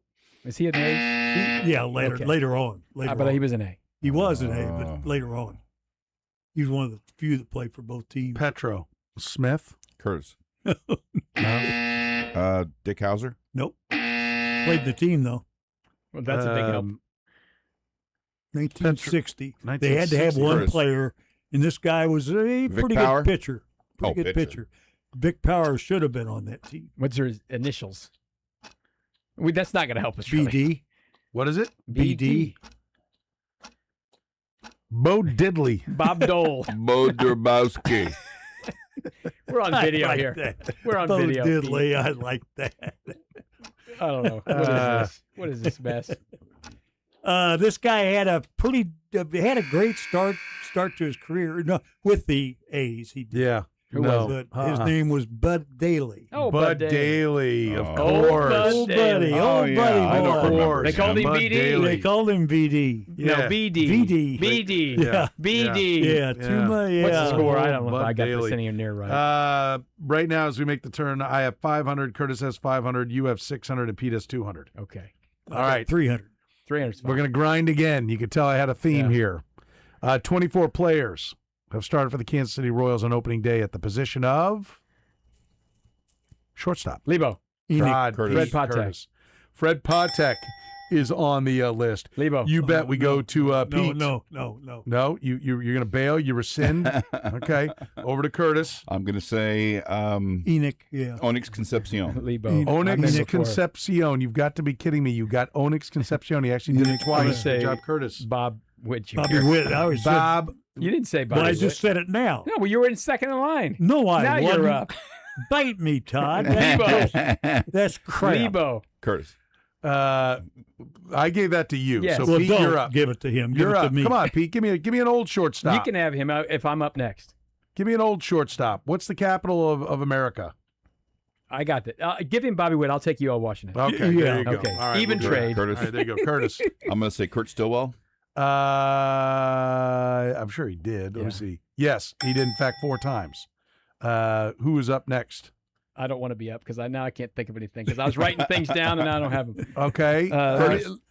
Curtis. Adalberto Mondesi. Yeah, of course. Adalberto Mondesi is there 3 times. Good job. Hard to believe he made it. All right. Let's see. There was maybe a We did World it. Series guy who Lebo. scored like Enoch. 8 of them. Yeah. Alcides Alcides Escobar. I thought Okay, someone Pete. said that. I I'm gave gonna you Bobby say- Witt. Well, you should have given me that one. There was a guy that Curtis. Lebo? Yeah. Did we say? Angel Salazar. Angel Salazar, I think, is there. I think I just saw him. Yes. Lebo, did someone twice. say Buddy Biancalana? Nobody did, and Enoch, he yeah, why never not? did. He did, yes, twice. Right, Gary Gaetti. Curtis. Gary Gaetti, played third base. Well, no, he didn't play. He could have played one game. He could have, But he didn't. The ones you didn't get. I was in before the buzzer, wasn't Sure. Go ahead. What was your last one? I? Greg Gagne. Did that get in? He got it in. Well before. Okay, Greg Gagne. There we go. Okay, you're 5. That was the GG. He did 3 of them. The ones you did not get: Mike Aviles, Jay Bell, Angel Baroa, Unieski Betancourt. How could you forget? Bobby Floyd in 1972. That was yours, Pete. No, so it was wasn't. Never was heard of Jackie Hernandez. Hernandez in That's 1970. Jackie Hernandez. That's who I was. Cookie. I didn't say Cookie, David did I? Howard, Nicky Lopez, played Felix Martinez, Jose Offerman, Jose. Tony Pena Jr. TPJ. Oh. You are the reason they boo me. You are the reason they boo me. Nafi Perez, Jeff Rebele, Ray Sanchez. Those are the ones you Nafi, did the not man get. whose name became a verb. Yeah, to Nafi. Oh, yeah, to Nafi. To pop out Pop was up to to- Nafi. Was to To Nafi. shallow And infield. And Four. who then cornered Nate in the clubhouse, It's Nate's angry, and told him, You are the one. You are the one. You are the reason that they boo me. I swear to God, on my baby. Okay. Get better. Well, that was not a good trade. All right. Die for Nafi? What are you talking about? It's fine. Okay, 10. There are 18 players. 18 players who have been named to the All-Star game at least 10 times but have never won a World Series. Petro. Seren. Lebo. Oh, 10 and no World Series. Yeah, 10 All-Star games, no World Series title. All right. I'll rescind. I don't know. I got to think. Barry Bonds. Barry Bonds. Lebo. 14. Damn it. That's where I was going to go. And I don't know why Pete, I got you way say, off. did you chime in? I mean, Lebo. No. Mike Todd. Trout. Mike Trout, yes. That's good. Good job. Lebo. Todrick? Bobby Bonds? Did not make 10. Petro. Rod Carew. Rod Carew, 18. Petro. Tony Gwynn. Lebo. Tony Gwynn, 15. Todd. Enoch. Willie McCovey. William McCovey did not make 10. Dang it. Petro. Ryan Sandberg. Pete. Robin Roberts. Robin Roberts, nope. Ryan Sandberg. Ryan Sandberg. That's a tough one. Yeah, it is. Okay, hey, hang on. Let me clarify. I just noticed something. Position players. Petro. Robin Yount. Robin Yount, no, didn't make 10. Wow. That's amazing. Lebo. Andre Dawson? Andre Dawson, no. Petro. Enoch. I'm out. Ernie Banks. Ernie Banks, yes, 14. Rock Raines. No. Petro. Frank Thomas. Nope. I'm out. Pete, the floor is There's yours. a couple of Red Sox. God. Twins. Johnny Pesky. No, come on. Jim Rice. Yaz. Yes, Jim Rice. Yaz, Rice, Ted Williams. Ted Williams, Collier Yastrzemski, Carlton Fisk, Nellie Fox, Ken Griffey Jr., Bryce Harper. Billy Herman, George Kell, Harmon Killebrew, Harvey Keene, Mike Piazza, Ryan Sandberg, Ichiro Suzuki. I said Sandberg. Bryce You said Harper's Sandberg? not on Yeah. yours? I got it him then. I got it on the scorecard. Cool, you got him then, yeah. Just when, but, all right, I think Todd. it's just Bryce Harper's just made 9 now. What do you got? Okay, this one's a lot easier. This one blew my mind. Get your mind right here, Okay, Pete. it's. Why but, is it always me? hey, I'm just but telling Pete, everyone. just get your mind right. It's cricket. No, okay? it's not cricket. So, It's yes, here we college go. football. Okay. It's college cricket. Power Okay. 4 teams. Okay, Shane. So what's in the Power 4 right now? Does You gotta Notre be Dame in the count? yes, Notre Dame and Power 4. Notre Dame's not an answer. Just giving you a hint. Okay. Give me a football program. There are 29 of these. Blew my mind. That has had at least one season since 2000 where they won 2 games or fewer. Curtis. Petro. Kansas. Of course. Kansas is the easy one. Well, that was my go-to there. Where'd you go to school? I give you a Petro hint right away. Syracuse. There you go. I give you a hint right away. Oh, man. Curtis. Screw you, Todd. Curtis. Illinois. Illinois. Oh, that's There's good. a lot of Petro. Curtis Boston and College. Petro. BC, yes. Brigham Okay. Young? No, Brigham Young's made it. They've won I'll go versus Vanderbilt. Vanderbilt. Petro. Hanover. Northwestern. Northwestern. Yep. Curtis. Colorado. Ooh, Yes. good. Pete, come on, just name me a school. Petro. Cal. Cal. Curtis. Kentucky. UCLA. Kentucky is not. Yes, they have. Yeah, Pete got one. Okay. UCLA is a strike. God, who's bad?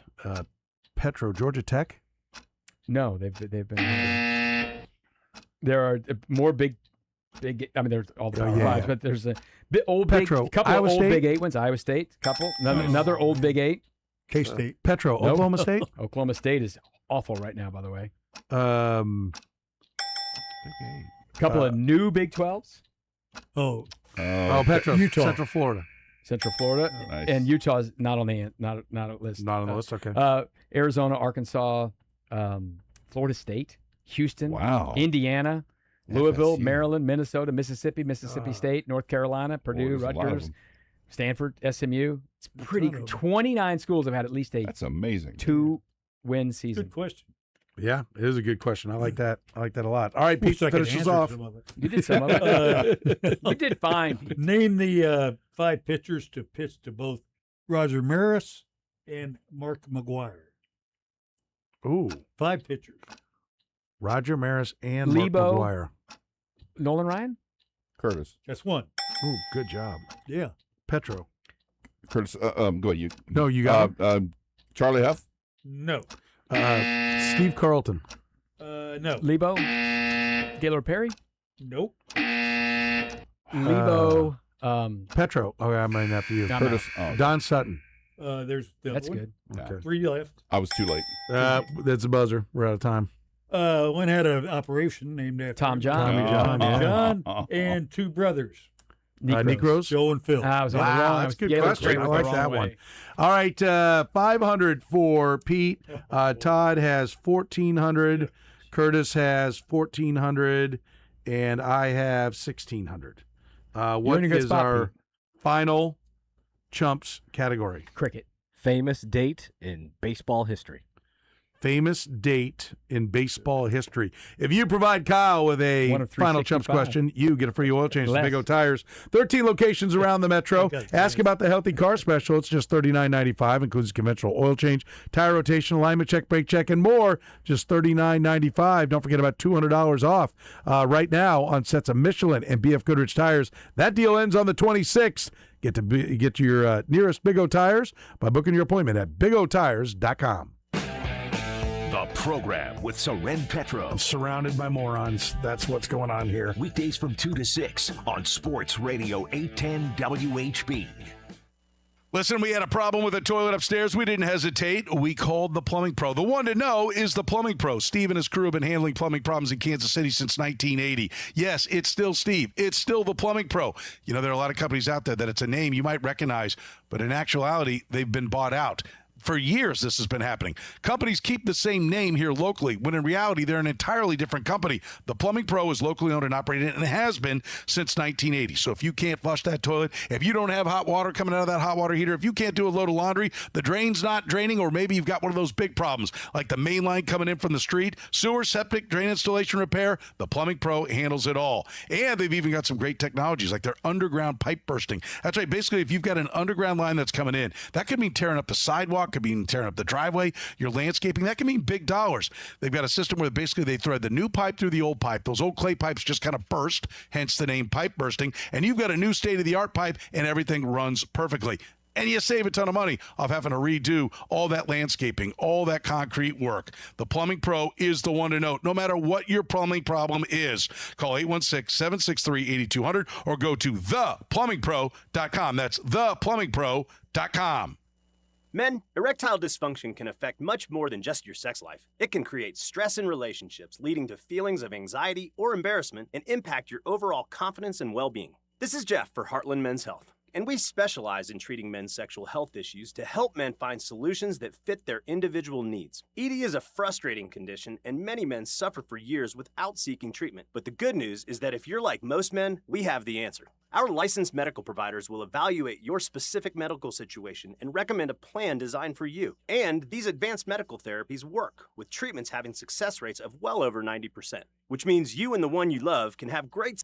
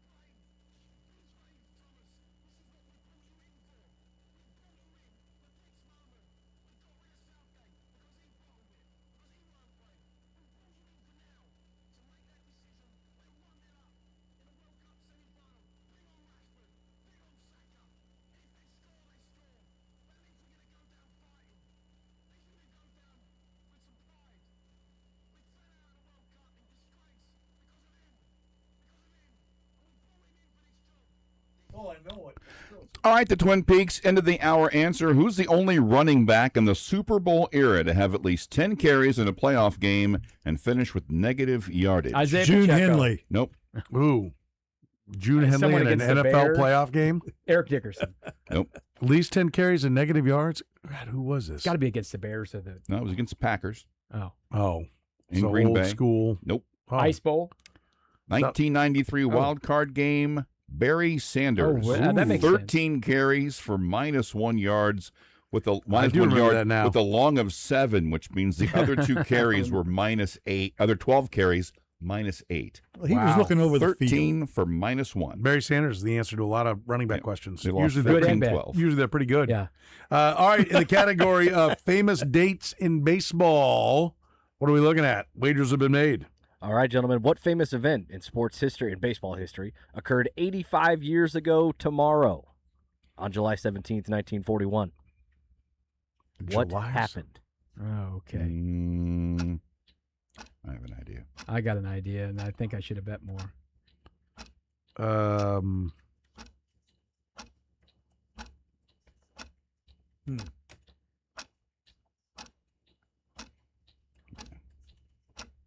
Dang it. I think Curtis is. You got the answer, Petro? I've got a pretty good shot at it, I think. All right, we start with Pete. Pete at 500. First of all, what was your answer? Joe DiMaggio. What about him? 56 straight. Ding, ding, ding, ding, ding. Okay. How much did you bet? $1. $1 goes. So Pete has 501. 56 hit. So 501. We go next to, let's go to Curtis. I have DiMaggio's hitting streak, too. Okay. How much you bet? All of it. All of it. There's 2,800. So I don't know if this is right or wrong. I said Joe DiMaggio's streak ends. So I think that's really the right answer. Just Joe DiMaggio 56-game hitting streaks, maybe the day before. I don't know. I bet 201. I'm just putting this out here. I'm just putting this out here. Okay. I think it's a fair point. Yeah, it is. I got that's 1601. I had the 56-game hit streak. Is all I wrote. I didn't write ends. I just put the 56-game hit streak. Ends on his. You just did. You did type ends. I did. Yeah. He didn't say it. 50s in Cleveland. So does mine not count? I mean, it's up to Kyle. I bet 12 on Kyle. You call it. I'm going to say it doesn't count. Oh, he's going to go against Petro. All right. He's going against him. Todd's was good. Although when Pete said hitting streak, he did hit the bell. He did. Kyle. I did. So Yeah. Pete, you only got 500 now. But What? So What? What? I only bet No, but 200. he's- I was you a didn't big baby. say Curtis ends. won. if Kyle Oh, okayed yeah. Curtis the short wins. answer, he should have. Who was well, the then man? I win because I bet 12 on one and had 56-game hit Who streak. threw him out?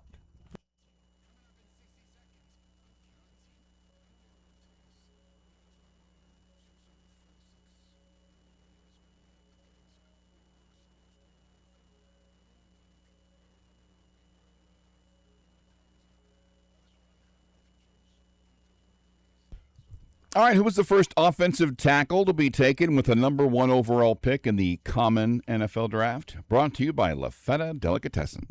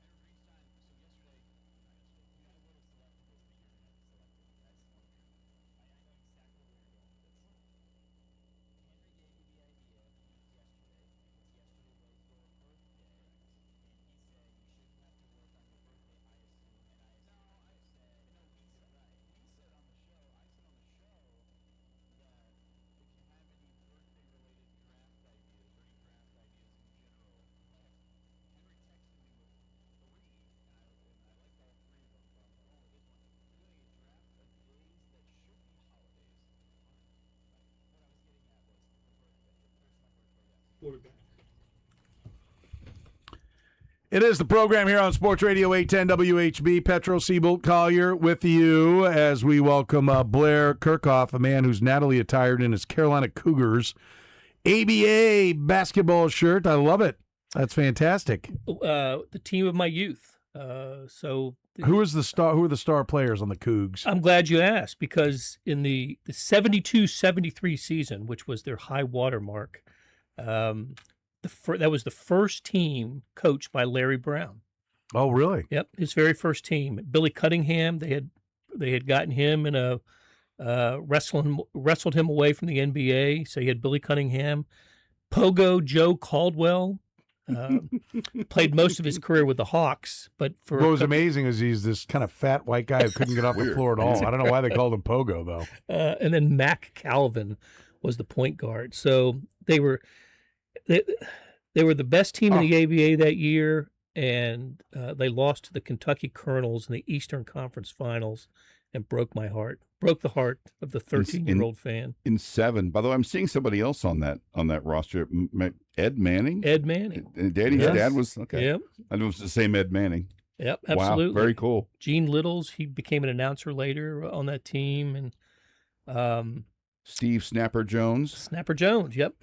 Steve Snapper Jones. And they never did say why they called him Snapper. But Larry Brown was the head coach. Doug Moe was an assistant. Wow. So there was a lot going on. Talent there. Yep. Yeah, that's impressive. Heck of a team. Blair Kirchhoff is with us. He's brought to you by our friends at Art and Frame Warehouse, framekc.com. That's where you can find them online. You can see them in person at 92nd and Metcalf. They're experts at framing your sports memorabilia. They can do all framing. They are fantastic. Everything comes with a lifetime guarantee. They've only had to honor that once. Happy to deliver and install. I highly recommend you get that done because they do a fantastic job on both the delivery and the installation. Check it out. If you mention 810 when you walk in, you can get some major discounts on sports memorabilia, custom shadow boxes. Find them online at framekc.com. That's framekc.com. Blair, college football is right around the corner. Did we talk last week about the comments of Brett Yormark? When I'm at Tahoe, it is such a blur of prep for this guy. No, you're not getting him. Prep for that guy. Okay, no, this guy, you got to go. We did because I remember playing the I appreciate the question clip. Oh, that's right. Okay, so I don't want to redo that. All right, so we'll move forward. Then let's get into where we sit with the expectations on these teams. There's not a lot expected from Kansas. No, not enough returning. Is this a Kansas thing or is this a Lance Leipold thing? Is this the resources haven't been there because of all the money they're spending on the construction project? Or is this I find it hard to believe Lance Leipold could step in and be so good so fast at Kansas while getting a late start, and then now he just doesn't know what he's doing. Right. I feel like I'm wondering, do they just not have the budget that it takes to compete and put the team on the field? No, I think that if we're going to judge what we think Kansas is going to be based on each of the past 2 years, right? The 2 years of Jalen Daniels was the quarterback when he was mostly healthy through that time. Then I think it's more of a Jalen Daniels issue than it is a Lance Leipold issue. I just think the quarterback didn't play up to expectations and was sort of nobody in Kansas would say this, but a letdown. And I think the latter years were certainly a letdown. Yeah, after what we saw from him the first couple years, and when Kansas overachieved, it was partly because of the way this guy played. Nobody was ready for that. And then these previous 2 years, they 2 years ago was the bigger disappointment. The year they played the games at Arrowhead when they had Devin Neal. All those games and lost them all at the end. Yeah, awesome, exactly. And it was a really good team with very, very senior laden. Last year they probably played to their talent level, but expectations were still pretty high based on his history, and so that leaves us with this year. I think it's fair to downgrade Kansas, their prospects. But I wouldn't be surprised if this ended up more like the first couple of Leipold years, where you didn't think much of them, and they kind of over-deliver. They get Utah, K-State, and BYU. Now, K-State is a wild card. I mean, I think a lot of people have them high on odds because they don't play BYU, Utah, or Tech. Well, that's pretty. I didn't know that. That's yeah. That is very Here, favorable. let me read you the K-State schedule. The K-State schedule is Nichols, Washington State, Tulane, at Cincinnati, Houston, Kansas. Houston's the highest preseason team they play in the league. Kansas, at Arizona State, at Colorado, Oklahoma State, at TCU, Arizona, and at Iowa State. Now, let's say that let's be clear that who the hell knows what these teams are in this day and age? Right. Like, I mean, okay, I know what the odds are, but more difficult than ever. Arizona State was picked last and won it 2 years ago. So, Arizona State's not supposed to be that good. Okay. I don't know what to make of that. You know, I mean, I really don't. It almost won the playoff game they played in that year. They took almost Texas beat Texas to the wire. Yeah. So, that's what K-State has going for it. KU has a tougher schedule, but I just am kind of intrigued because I've seen them picked as low as 14th, yet in the odds, they're 10th. That's interesting. 10th means if you come up a little bit further, you're in a bowl game. Yeah. So KU's non-con is Missouri. I'll give it to you. KU non-con is. This is always important for Kansas. Long Island. Long Island should be a tough one. What are they? Aren't they the Seahawks or something? Let me see if I can. Do they have a click on? They do. The Long Island University Sharks. The Sharks. Love that. Oh, how about that? They got to be the only one. And it looks like their logo is like a Sharknado almost. Love it. A flying shark. Well, there's like he's up in the air over something. The hell is going on there? Oh no, that's just the back fin. My bad. Okay, it's a blue and yellow shark. So still, I dig it. Yeah, it's not bad. Long Island football and their rich tradition. Missouri. And then they play Arizona State, and then they get Middle Tennessee State. So Long Island, Missouri, and Middle Tennessee are their three non-cons. All right, so you better win two of those. You got to win the two that aren't Missouri. Right. And the question is, are you in the fight for Missouri? They played them tough last year over at Columbia. For 3 quarters? For 3 quarters. Yeah, I think had a 21-0 or 21-7 lead, and then had a chance in the fourth quarter to tie it. Wasn't there a disputed fumble return? Yeah, somebody it was such a weird. It was clearly Kansas definitely thought he was down, and maybe Mizzou picked it up and took it back, the point blank range or something was part of the comeback there. But I was there and I can't remember. Well, it was not a season to remember for the Jayhawks when it was all said and done, so it probably kind of filtered away. But I also remember, Kansas got up big. It was a fight for 3, but in the end, it was all Mizzou in the fourth, wasn't it? Yeah. It was. Yeah, exactly. They were down, I think 3 or 1 or 2 late, and then they scored back to back. They scored a touchdown and then got a stop and then got a touchdown and then got another takeaway. So, but it was a ball game into the fourth quarter. I think that sounds about right to me. But it was all. But it was. Yeah. But the bulk of Kansas's production was in the first half. It was. I think it was in the first quarter. And I think Missouri had them tied by halftime. They had caught them by halftime. A fumble 6. And I think it was 21 or 20-6 right out of the get-go. Yeah, yep. So that game's in Lawrence this year, but supposedly a lesser Kansas team. They, with the quarterback situation still a little bit uncertain. I mean, I would say with a team like Kansas, if you have any idea what the hell they are, God bless you. I mean, I just, if you're looking up at the schools that are the top 3 or 4, I mean, I think Mizzou has the 8th best transfer portal. Yeah, they're highly ranked. Yeah, had a good recruiting class. Okay, I mean, in the SEC, I think all SEC schools could probably get a little bit of a kiss. They deserve to be. When in doubt, give it to the SEC based on how guys get drafted from there. I don't begrudge it, but I think when in doubt, you give it to the SEC, and sometimes you're going to be wrong. Kansas is a identify and develop school, and you just don't really get to develop anymore, which makes it harder. But I also think that the guys that they're identifying, if they get it right, they're not going to be the highest rated guys, but if they get it right, they're going to be well coached. Yeah, and the fact that Kotelnicki's back, I think that's a big get for Kansas to have him back. And we talked about the void of the previous 2 years. Well, that's coincides with not having the offensive coordinator. Who has more pressure on him? is it Lance Leipold or is it Eli Drinkwitz to get up over the hump? Well, I think they're both kind of, both of those two programs have been sort of the same thing for each of the last couple of years, right? Missouri 8-5-ish, Kansas 5-7-ish, and based on the projections, that's kind of where both are supposed to be heading this year, right?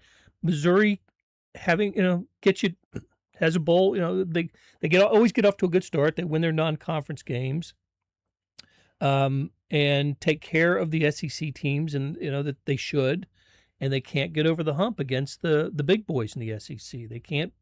What is the stat about them? Not that. Is it Drinkwitz hasn't beaten a ranked? Is it a ranked or an SEC team that's finished with a winning conference record? Yes, that's what it was. So, both of those are bad, but there's one he hasn't beaten anybody. Right. It's the Georgias, the Alabamas, Texas, still waiting for that big breakthrough win. And that's the one thing. It's one of the things that Pinkel was able to do. He won at Georgia. He beat number 1 Oklahoma. Yep. And Missouri's been in some of these games. Yeah, they've played Georgia to the toward the fourth quarter, and we played tough against Alabama here and there, but they can't win one. Can't get over the hump. So, and that's what turns the 8-5, 9-4 into the 10-2, 10-3 that gets you in the playoffs. You win a couple of those. So and the one they did play a really good team with an SEC team, the Ohio State game in the bowl game that year. But that was half the team was gone. Right. Depleted Ohio State team. Just to be fair for Mizzou, 8-5, 10-3. 2 years ago, 10-3. Yeah. Before that, 11-2. I apologize. So a little bit better. Yep. Last year they've come down, but the thing was the 6-6, 6-6, or was it 6-7, 6-7? Yeah, was what he was to start, and then the big 11-2, 10-3. That was the Ohio State year. Then the 10-3 also required a bowl win, right? They beat. Yes. I forgot who they beat, but they won their bowl game to get to 10-3. What was it? South Carolina? No, it wouldn't have been a conference. No, it was Iowa. I'm sorry. Well, they put BYU and Tech in a bowl game a couple of years ago, but it was Iowa. They beat Iowa, who was number 8 in the country, by the way, according to this. Yeah, they scored late, then got a fourth down stop around midfield. Some kids shot the gap. And last year they were 8-4 and lost to Virginia. Yeah, which was a tough draw for Missouri. Mm-hmm. Virginia was the best team in the ACC, but didn't get to the. But they lost the ACC title game and couldn't get to the playoffs. So But that's my vibe with Missouri this year. There's just so much talent in the SEC. Even though I don't suspect we're going to. I think a Big Ten team will be favored to win the national championship again, whether it's Oregon or Ohio State. But then the next cluster of teams are SEC teams, Georgia and Texas, leading that way. Alabama, Oklahoma, and Oklahoma, even Ole Miss. I don't think drops off too much this year, and LSU with Lane Kiffin. It's just tough to make hay in that league. Well, we had CNC on from the Pick 6 preview yesterday, and he has Georgia at 5 as the highest rated SEC team. Nationally. He's got Oregon. He had Oregon 1, Ohio State 2, Miami 3, Notre Dame 4, or maybe Notre Dame 3, Miami 4. I know those two are getting a lot of love, Miami and Notre Dame, in the preseason. So that's got to be like the lowest for an SEC projected winner in a poll. Usually you're talking about 3 of the top 4 of the top 6 from the SEC. But to have 7 of the top 13 and the odds to win the national championship. And we went to 13 because there are 4 teams tied for 10th. Yeah. That's why did you pick 13? Because originally we looked at the top 10 and they were like, wait a minute, 10th, 11th, 12th, and 13th all have the same odds, and they're all SEC teams. Yeah. So what would that? So who have we not? So here are the championship odds right now in order. Plus 550 is where Ohio State's at. I'm not going to read the amounts. It gets a little bit longer on each one of these. Ohio State, Notre Dame is 2. These are odds. Yeah. Texas is 3. Oregon 4. Georgia 5. So this where did we had it's CNC did not have Texas at this high. He had Texas below Georgia. Okay. And he had up in there he had Miami in there, and they're not as high. So odds wise, again, I'll start from the top. Ohio State, Notre Dame, Texas, Oregon, Georgia rounds out the top 5. Indiana, Miami, A&M, LSU, Ole Miss. But Ole Miss is the same odds as also Texas Tech, Oklahoma, and Alabama. Gotcha. So and then it's a big jump to USC. So that group is pretty well determined. That top 13, there's a underline beneath that group. And then, I mean, just like, listen to this. USC, Michigan, Tennessee, Florida, Auburn, Missouri. It's not until you get down to BYU that the next non-SEC Big Ten team is. Well, where'd you have Tech? Texas Tech? Tech is at... tied for 9th. Okay. I think. Is it 9th? Yeah, LSU's at... I know they're tied for 10th with LSU. Gotcha. All right. So look at that. That's a lot of teams ahead of Missouri just in that. And Missouri's, top 20, maybe top 25. I'd have to count down. And once again, I mean, I think I'd rather have their situation than what Kansas has at quarterback. But once again, they think they might have a guy, but they don't really know. One thing we do know, bringing somebody in, and Missouri's got the backfield. I mean, if Ahmad Hardy is, if he's healthy, he was shot. Yeah. Yes, he was. I'm not trying to make light of it. No. Like there's like he's and people are like, well, they got the best backfield. I'm like, let's when if and when, right? And we got to talk to Eli Drinkwitz. Was it last month? Yeah, it was like second week in June. He was at the Chicken and Pickle here in town, and said all the right things about recovering. He's in Columbia. He at the time was in Columbia rehabbing. Yeah. So, but a guy who prospered with the strength of his legs, being shot in the leg. In the leg, right. No doubt. Let's assume for the sake of the discussion that he's going to be available, and that is the most established quality, it may be, of any team in the SEC. I mean, their backfield is what's better, for an SEC team from a position standpoint than Missouri's backfield. If Ahmad Hardy is, they're so good that they were able. Roberts. I mean, Kawan Lacey goes to Ole Miss. He's a stud, and they're like, we don't really even miss him because we've got couldn't find room for him. two other studs. Yep. He can find running back talents, apparently. But quarterback talent is. It's all about. He can find all the talent. There isn't a position that they haven't seemingly had somebody drafted. No, especially he has not been able to. But is that? Sorry, go ahead. No, I was going to say, especially on the defensive side. Yeah, they have put out. They get a first round draft pick almost every year on them. Yeah, offensive line, they do a nice job of getting guys drafted. I mean, they're not all always top 10 like the kid from a couple of years ago, Membu, but they always have offensive linemen getting drafted. I'm wondering if it's not a matter of Lance Leipold and Eli Drinkwitz identifying the quarterbacks. It's a matter of Lance Leipold. Now, Eli Drinkwitz, I don't think this is an excuse, but I think I wonder for Lance Leipold, is it about having the money? Like, hey, listen, if you're sporting a $20 million roster, playing Texas Tech's $45-50 million roster, can you afford to put $3 or $4 million of that into a quarterback? I think it sounds like Missouri's, and I might be totally wrong.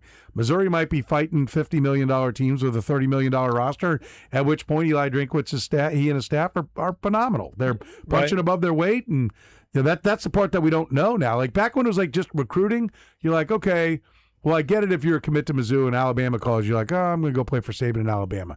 But now it's just straight cash, homie. It is. So that's why Indiana is Indiana, right? I mean, that's how it happens. If you see a quarterback and you think he's the best, okay, well, I'm getting 2.5, coach. Well, we'll give you 4. You can blow them out of the water, but if your budget's 20, it's the true test of how much is the quarterback worth. Yeah, because there's no cap. There's just whatever you have to spend. Right. And can you find enough talent to put around them? It's the college football version of big market, small market. I mean, I was told that kids, I was told a long snapper's getting $200,000-300,000. What? Wow. Yeah.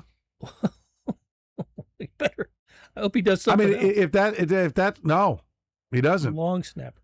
I mean, there are coaches that are like, well, we can't be screwing this up, and so there are some that are like, no, he gets a scholarship. There are other guys that are like, that position we're making sure is working. Well, it's hot and cold about how coaches view that. We're not losing the Iron Bowl because of an errant snap. And some of them are like, if we can't coach that, then what are we doing here, guys? Just get somebody who's done it a couple of times and we'll perfect it.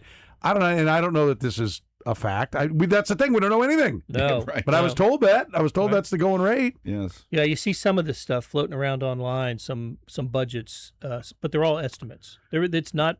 The consistent estimate is that the big boys are up at about 50 this year. Yeah.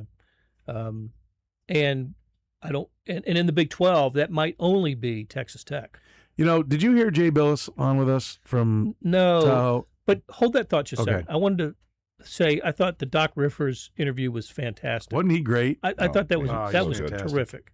If you missed it, go. That would have been on Friday in the 5, right? Yep.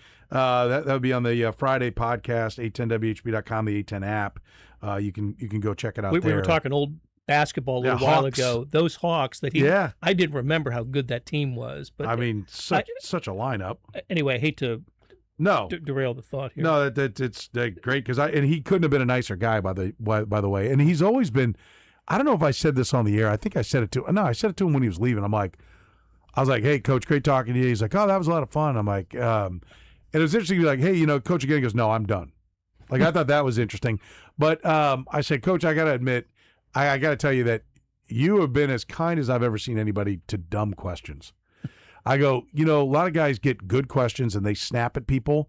I said, I never mind if somebody gives you guys a dumb question and you snap at them. I said, but you've had some of the worst, and you could not be more patient, and you always seem to try to figure out what it is they really are trying to get at. And he goes, well, it's hard sometimes. And I'm like, okay, good. So you do recognize it. You do recognize it. But he couldn't have been a nicer guy. He was great to talk to. But I'd recommend finding it on the podcast because that was really good stuff. It was fun. I think, if you're a young basketball fan, you'll learn a little something about the past. If you're an older basketball fan, talking Dominique Wilkins that's what I enjoyed. And Kevin Willis, Moses Malone, Reggie Theus, going up against the Bird Celtics and stuff, taking them to 7 when they were a championship caliber team. It was cool. And he talking about playing. He thought he was terrible in a game, and he went back and watched it. Like his coach lit him up. He's like, "Yeah, I had a great game." Yeah, he had 24 and 15 or something. Yes, like what the hell? But yeah, it was fun talking to him. But I always enjoy talking to Jay Billis. But I mean, he is I always do. This is not a qualifier. I really enjoy talking to Jay Billis. Now, here's a new thing. He's a hurricane. And you will start a question, and once he thinks he knows where you're going, he's answering. And you're not getting in the way. And I know it. It's not, I wouldn't want to, like, if Jay Billis was coming on every week, I'd be like, Jay, you got to let me finish a question here and there. Like we'd have a little chat off to the side.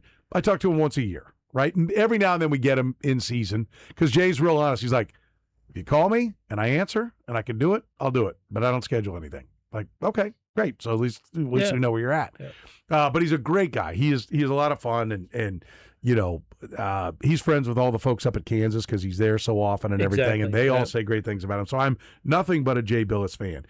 But I kept trying to get from him, and he would take it and run, wouldn't even let me get to the end of, like, listen, is it a problem that we're cutting these other sports? Is it a problem if if a lot of the teams can't keep up? And he basically was of the mindset, and people don't have to agree with it and they don't have to like it, but it is an honest and fair opinion. He's like, nobody tells other businesses how much they can spend on the talent that they hire. Why are we going to say in this? I said, well, if you have a collective bargaining agreement, he said, well, exactly. If you do that and everybody wants to be a part of it, then yes, we establish rules, but then the players have to sign off on it. And the players aren't going to sign off on the number that the colleges want to make it right now. So it's unchecked, and you have a bunch of George Steinbrenners, at least a handful of them that are going to spend big. That's Alabama. That's Texas. That's Notre Dame. Yeah, they're the Steinbrenners. It takes that much more to get them? Okay, fine. We'll find the money. Forget about what we'll spend it. Then we'll go figure out where to get it. And he goes, why should I? I said, well, what about the other sports getting cut?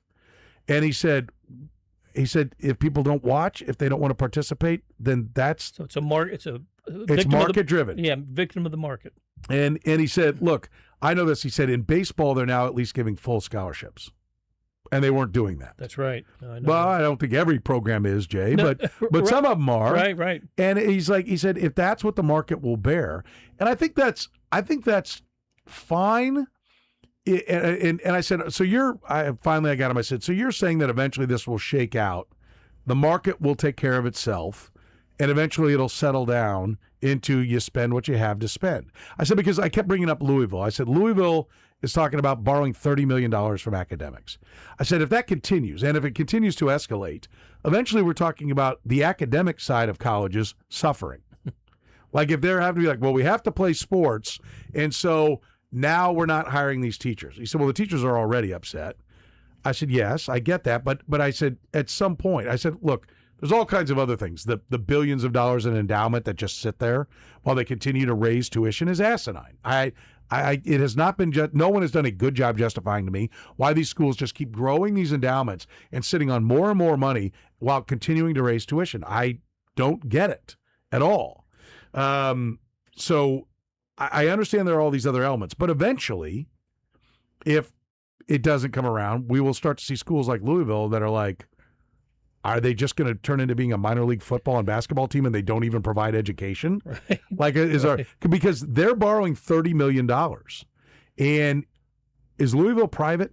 No. That's what I thought. It's a public university. So there's state money.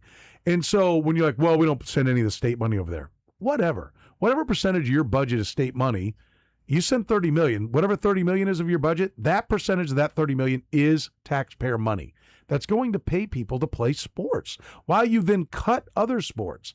That's a fundamental problem. His side was eventually the market will figure itself out and they'll settle into what they can afford and it'll all work itself out. Well, and maybe in that scenario, you know, it kind of goes along with what I've thought all along, that no matter what the rules are about acquiring talent, whether you're paying for it, not paying for it, how the programs that care about it the most will do what it takes. The Alabamas, the Ohio States, Texas, Notre Dame, those programs, the Kansas basketball, they'll do what it takes to continue their prominence in that sport. However, you know, and at the expense of smaller schools, smaller budgets, don't do that. Well, it's the way it's always been, always. If for schools that prioritize those sports, they will continue to do it in whatever world they live in. That'll continue to happen. Now, what you just said also explains why schools and conferences are looking into private equity. You know, any way to get $20, $30, $40 million up front to help defray the cost of the roster building. That's which I don't like. I wouldn't want my school getting involved in that. Defray the cost of the roster building, but private equity is our healthcare system. Okay? And it's defrayed the cost for no one. That is the pitch. But it is not delivered. That people are listening to. Right, and I want to be clear, this is not a partisan thing. Both parties say it sucks. One party says the system that was hatched a couple of years ago says it sucks, and the other party runs on the fact that, no, it still sucks. We got some of what we wanted, but it still sucks. So neither party, this is not a partisan thing. Right. Both parties say our healthcare system sucks, okay? And so that's how it's run. And so that to me is like, okay, now we're going to put that into the education system. Of which is one of the few things we've done well here when it comes to education is our college setup is really good. And there's a lot of reasons why a lot of foreign students come to go to college here. We've done that pretty well. And so now we're going to take it to the direction that both parties who don't agree on squat both say that the current healthcare system sucks. So let's do it like that. Let that be the model. By the way, and I want everyone who's like, we need the government involved. Those are the people you want to get involved with writing the rules. Two groups of a-holes who can't agree on anything except for this sucks, and it's both, and each of them say it's the other one's fault. What could go wrong? Yeah, let's get them into education. Other than everything. That should work. What could go right? Yeah. We'll take a break more with Blair Kirchhoff. He's brought to you by our friends at Art and Frame Warehouse. FrameKC.com.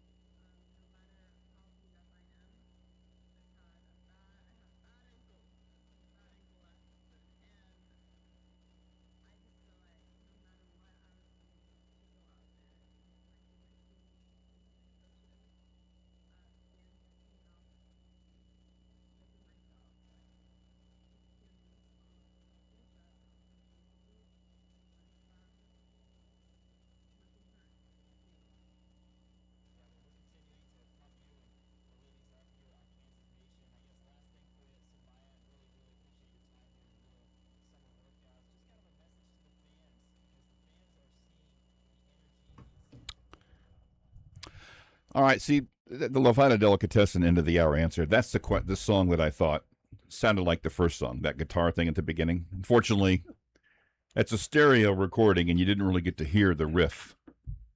I don't even know what the hell you're talking about. A song that was played, he played last hour. Kings of Leon? Yeah. And there's a guitar riff at the beginning. It kind of sounds like this old song, and the old song Did he tell you to play this? Yes. He did, but that was in the first hour. This is the first hour. Yeah, no, it's fine. But I was just like, Kyle went and found it off a riff. I didn't realize there was the musical chops on Kyle. Yes. I didn't think that when every third shirt is beat Navy, that's true, would be Mr. Music, you know? But he likes to learn. By the way, that's a group. By the way, there's 3 combinations. There's the every third is beat. The other every third is Army. Yes, yeah, that's right. And then we wedged something else in there. I have a black, a green, and a blue shirt. That's all I have. We know. The band is Faces, and the lead singer was a guy would go on to great fame, Rod Stewart. A song called "Stay With Me." Yeah, I've heard it. But the riff sounds. I was like, God, that sounds like. Oh no, that's not them. Anyway, who was the first offensive tackle to be taken with the number 1 overall pick in the common draft? He was the. It was the second Eric draft. Fisher. Yep. Eric Fisher. Trendsetter. Never happened. Over who was the other number 1? Jokel, right? It was going to be either Jokel or Luke Fisher. Jokel. Yep. That's a good memory, and they got it right as far as they between did. those two. Yeah, they sure did.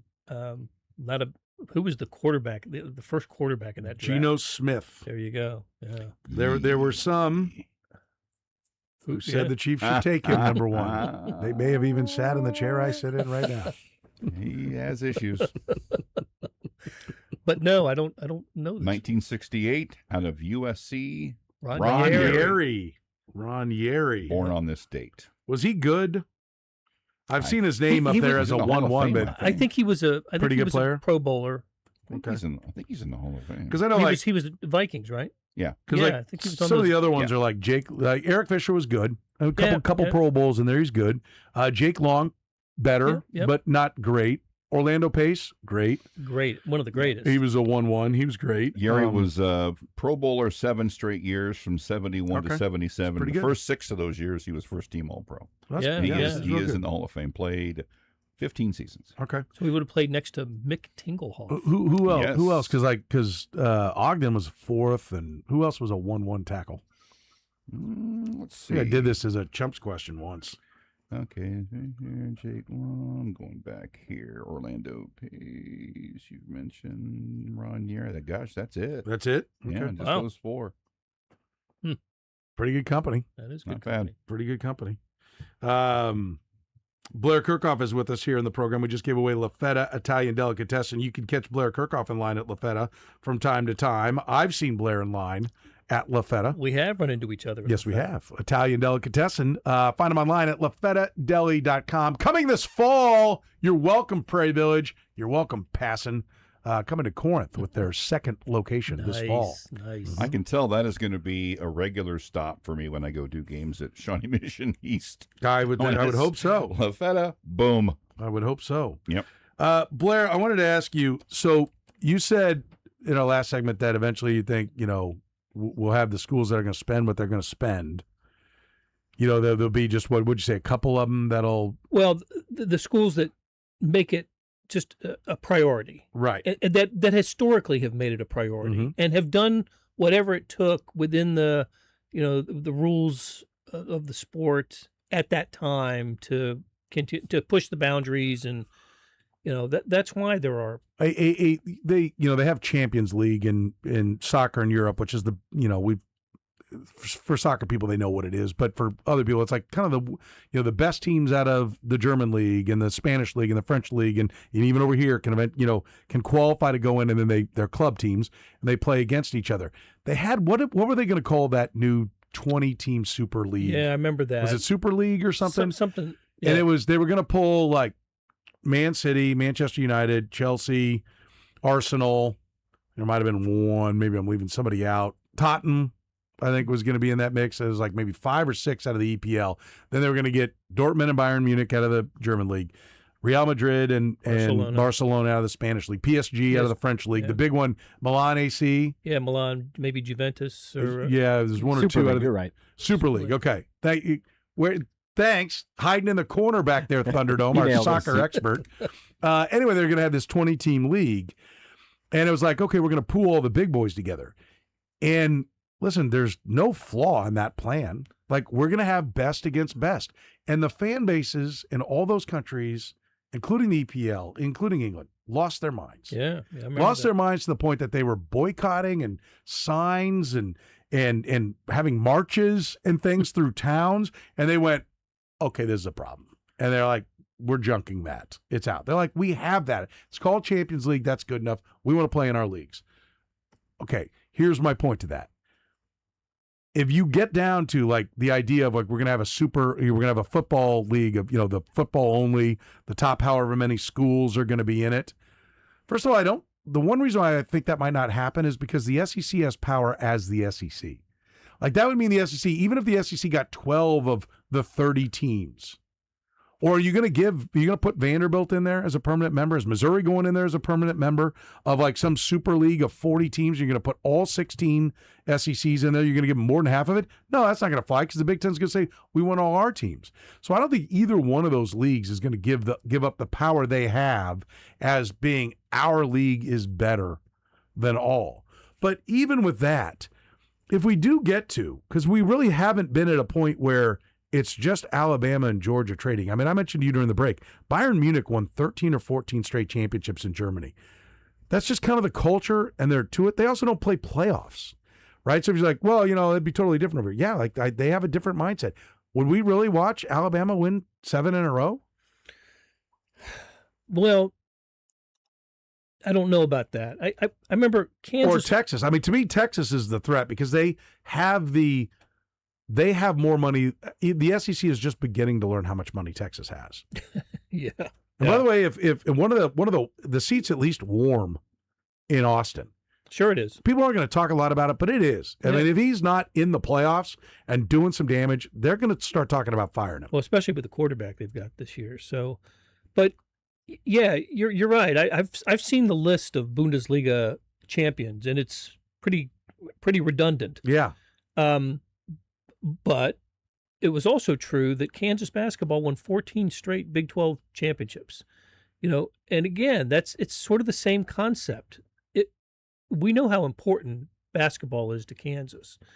And during that time and before and since, they do everything they can to maintain that status. They do, but those 14 straight were won without, I mean, do they outspend the way they could? Yes. Are their facilities better? But you couldn't just buy players. No, you couldn't. So they had the best coach, the best history, they had the best game day experience. There was a lot of reasons. I mean, it was a machine that kept it rolling, and they paired it up with Bill Self, and they didn't let him go. But it's not now. You're right. They're nowhere near that anymore. That's right, and part of that is because of payroll, roster payroll, and you can equal that with.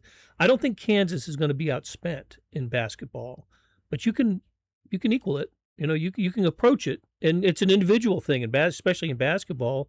You can pay one guy $5 million that maybe Kansas isn't willing to pay, that doesn't think he's worth that much. So, yeah, it is a little bit of a different approach, different conditions now. But as long as they've got the right coach there, the right leadership at Kansas and any other school for which that sport is so important to the school and to the school's identity, to the school's personality. I think that school will do what it takes. I think they'll spend what they need to spend, and I don't know if we're ever going to get this thing under control. The only way to get it under control is to do what you and Jay talked about last week. Is you have to have some kind of collective bargaining. You have to have you're going to have a players' association. Everybody's going to have to sit at a table and agree on conditions. And I don't know. When I try to visualize that happening, it's hard for me to do that because of the way college sports has existed forever. It's hard to see that happening. So we'll have more of this all the time, more fighting over rules and spending out of control. It just seems like I don't see the end of it. I don't see how a school's just going to have to make a conscious decision that they're not going to participate. They're not going to have the $50 million payroll, and let the chips fall where they may when it comes to the team's fortune. Well, and that begs the question then, if Mississippi State says we're not doing it, we'll take our 0-12 every year in our check. Are they going to be okay with that? Well, they'll be at least 3-9 because they'll schedule Sanford. Yeah. But yes, I think that's what's kind of pathetic is the leagues actually are okay with that because they're fine. Like, we need somebody to take some losses around here. And Vanderbilt's not doing their part anymore. Right. All those rich-ass doctors and lawyers that give back, they're funding a real roster. And they get a quarterback with 7 years of eligibility. Yeah. So yeah, I think it'll be interesting. All right, one more with Blair Kirchhoff from the Kansas City Star. He's our college insider. He's brought to you by our friends at Art and Frame Warehouse. FrameKC.com, locally owned and operated for 25 years. They're right there at 92nd and Metcalf. They're pros when it comes to jersey framing, sports memorabilia. Get gallery quality craftsmanship, but only pay warehouse prices. That's right, they can buy in bulk. Don't settle for good enough. Get it done right at Art and Frame Warehouse, online at FrameKC.com.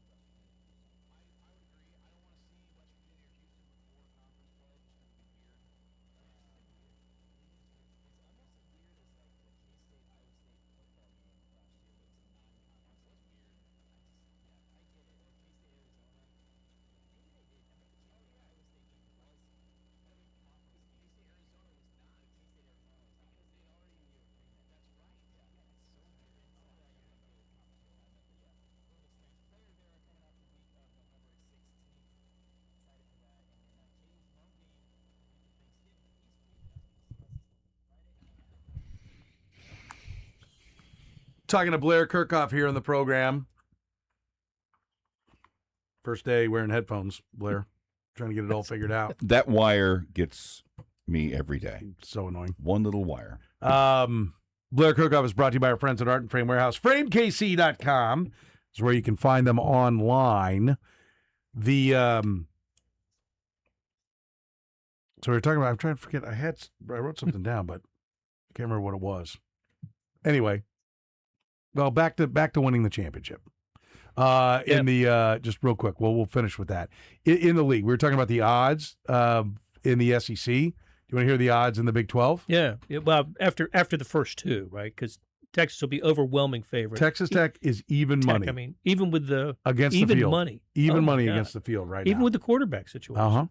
BYU plus 550, Utah plus 850, K-State plus 1,400.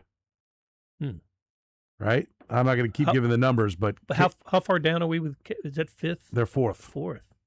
There's kind of like there's Tech, then there's BYU and Utah, and then there's K-State, Houston. I mean, K-State at plus 1,400, Houston plus 1,700, plus 2,000 on TCU, Arizona State plus 2,200, Arizona plus 2,200, Oklahoma State plus 2,500, Kansas plus 3,000. That's the top 10. Last year it was all bunched up after Tech and BYU. I got a feeling this year just the same. A lot of 4 and 5s and 5 and 4s. The thing that's of note on the odds is that Kansas at plus 3,000 is almost as close to K-State at plus 1,400 as K-State is to Texas Tech. Yeah. Tech spent the money. Well, they did. Tech spent the money. They better deliver. They got to do it now. It is now or never. If BYU or Utah wins this league, there's gonna be some splaining to do down there in Lubbock for sure. Blair, you're the man. Appreciate it.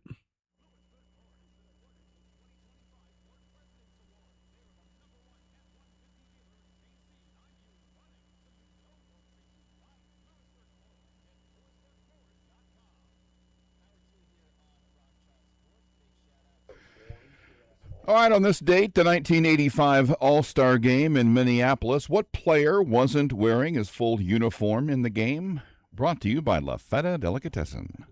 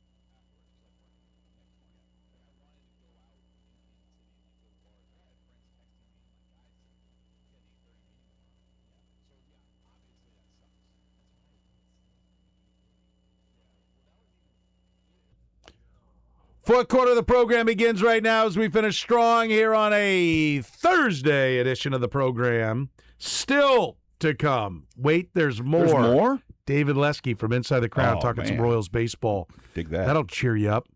I can dig it. Is your day going too well? Are you too happy? We'll take care of it. Well, come on down. Ask your doctor if Royals baseball is right for you. Royals baseball may have side effects, including acute depression. Acute depression. Acute depression and lack of fun. Well, that's annoying. Lack of fun. Yeah. It's not that bad. No. It's bad. Yeah. It's bad. It's been a big disappointment, but it's not that bad. No. By the way, our Need to Know is brought to you by our friends at Modelo Especial. 100 years ago, Modelo began brewing Modelo Especial, brewed with a taste that is pure gold, perfect for hanging out at the pool or just relaxing at home. Rich, full-flavored Pilsner-style lager. Delivers a crisp, refreshing taste. Don't forget about my favorite, the Modelo Oro, the gold standard of light beers for light beer drinkers who appreciate flavor but don't want to compromise on quality.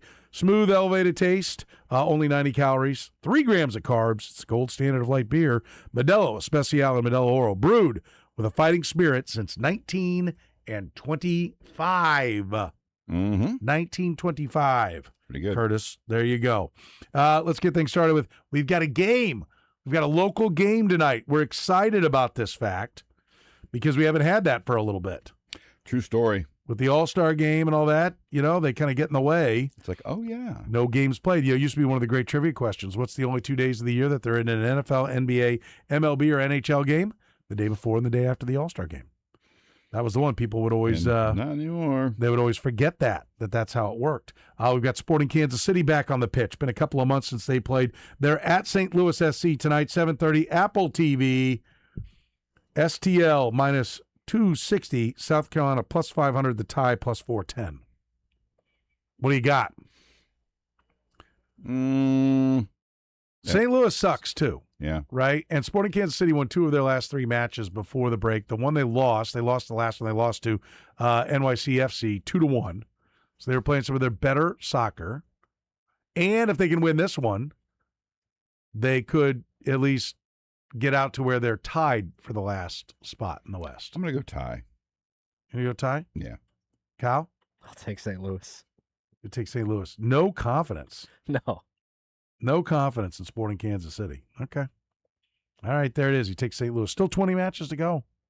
Cliff Ellig was talking about the transfer window and maybe injecting some talent into this team and maybe making a run this year. Hasn't happened yet. It has not happened yet. No. We will see if it does indeed end up being the case. World Cup news. Spain's outdoor practice today was played under a sun obstructed by haze. Air conditioners in New Jersey are hazardous right now because of smoke from Canadian wildfires. Yeah. I mean, it's like, oh, the summer's hot. Yeah, when do the wildfires start? It's just gray. Like 2 out of the last 3 years we've been dealing with smoke coming down from Canada, right? Mm-hmm. Is it a bad thing if it's if everything's on fire right up to the glacier? I don't know. I don't know. I'm not a scientist. Argentina remained in the Atlanta area to work out less than 24 hours after rallying to beat England.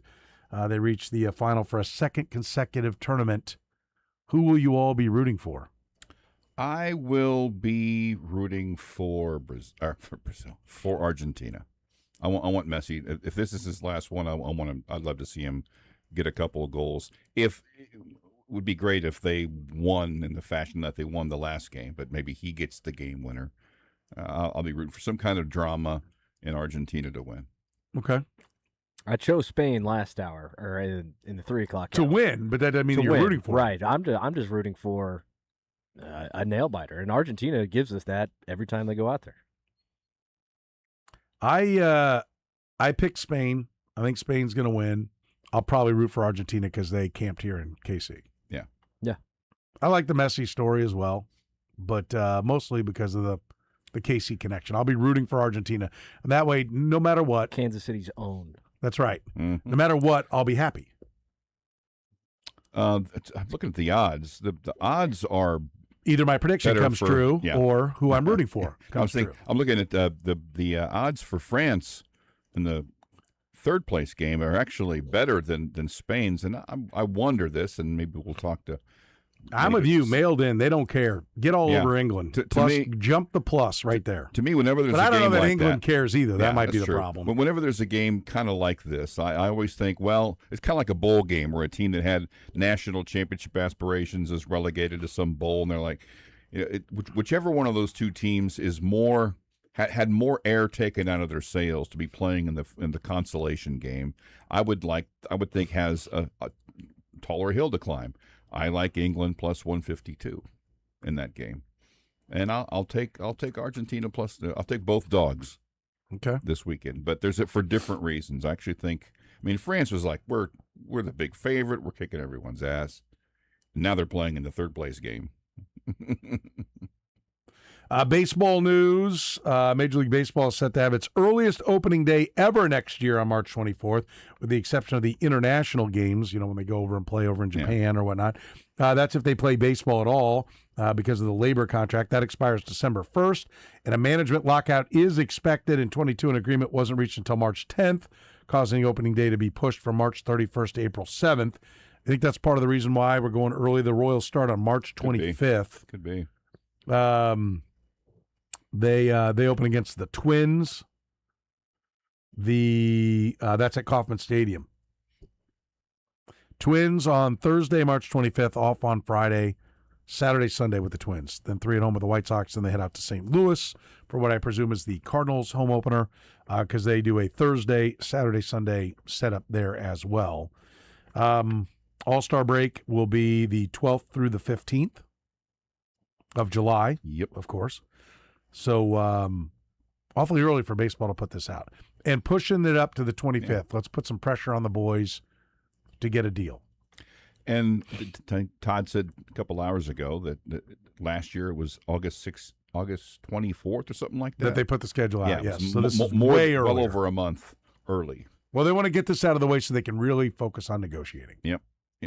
I think that's what I'm hearing. Yep. And by focus on negotiating, you mean binge watching something on Hulu? Probably. Like, you need a deadline to get anything done. Yeah. Unfortunately. But we can hope. 1, 2, 3, 4, 5 off days in March and April. Yeah. Starting March 25th.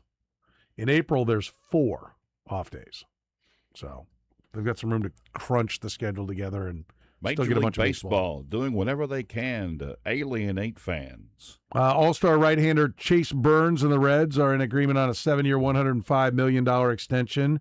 On his first year with the Reds, he's 11-1 with a 2.54 ERA and 118 strikeouts in 102 innings. What could go wrong? Nothing ever goes wrong. Small market team dumps big money into pitcher. How could that fail? Nothing ever goes wrong with that. He'll pitch. He might pitch 20 years there. Okay. Unlikely. I would say it's unlikely, yes. Yeah. In future news, the Reds put all-star right-hander Chase Burns has been moved from the 15-day or 10-day IL to the 60-day as he continues to recover from UCL strain. Yeah. Right? I mean, he'll begin. They just got their number 1 back, Hunter Green, another flamethrowing right-hander. Well, and when you saw Sanchez on the mound for the Phillies, did that look like a guy who's all good? No. I mean, in the All-Star game I'm talking about, I mean, he looks like a guy who's headed for some trouble. Yep. So it seems like they all are. Yeah. Well, I mean, when you throw as hard as they throw, what do you expect? 154th British Open is going on. They're playing, where is this? Royal Patroon? Is that where this is? Where? What course do we have on this? Let me see. While you look up where it is, Jackson Suber of the United States of America is your leader through the first round. He is at 5 under, 2 at 4 under. Sung Jae Im. Is it M or I M? It's because it's all caps. M. Sung Jae Im is at 4 under. Daniel Brown at 4 under. Im from Korea. Brown from White Flag, Red Plus. England. England. Was that right? I only know that because that's the World Cup. Been looking at that flag for a month. Thomas Dietrich from Germany is at 3 under, along with Robert McIntyre from the country of the blue flag with the white X. Somebody want to help me out with that one? The white X. That's Sweden? Blue flag. Scotland? Scotland. Scotland. Yeah, you nailed it. Credit to Thunderdome. There you go. Not bad at all. Francesco Molinari, don't need the flag. He's from Italy. I sniffed that one out all by myself. And then Americans, Alex Smalley, Bryson DeChambeau, Ryan Gerard, and I believe South African, MJ Defew, along with Pearson Cootie, also from the U.S. God, the 300s just keep going. And Cameron Young, all at 3 under. There you go. They're playing at Royal Birkdale. Nailed it. In Southport. There are 12 players within 2 strokes of the lead. So tightly contested field. Some of the other highlights, some of the other notables. Tyrell Hatton is at 1 under. John Rahm is at 1 under. Kitayama is at 1 under. I'm trying to think of the guys who are perennial winners here. Notice who I haven't said yet. Rory. Rory, your pick to win it all. Justin Thomas is even. Where is Rory? Bruce Koepka is even, so he's probably still in the mix. Ricky Fowler is +1. That's not good. Still going. Still not seeing Rory. He decided to drive down the coast to Liverpool, and Rory +2. Matsuyama +2. Is he? You sure? Okay, I'll take your word for it. I must have missed him somewhere because I'm in the +3s now. Still like your Rory pick? Not as much as I did when the second I made it, before I heard everyone else's guffaws. Yeah.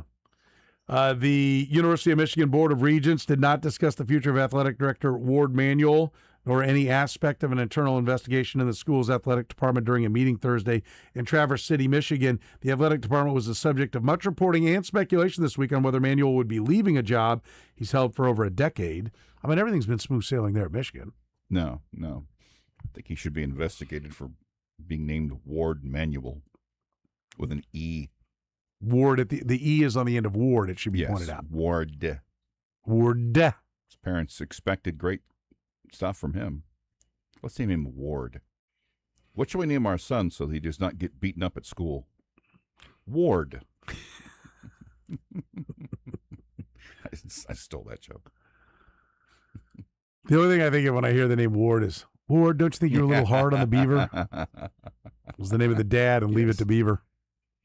Son. Come home in his suit, sit down, still wearing his suit, smoke a butt, read the paper, watch the TV while the little missus rattles those pots and pans. There couldn't have been a more like typical, Eddie Haskell was the most admirable character in that show. The roles of the home roles, homemaker. Yes.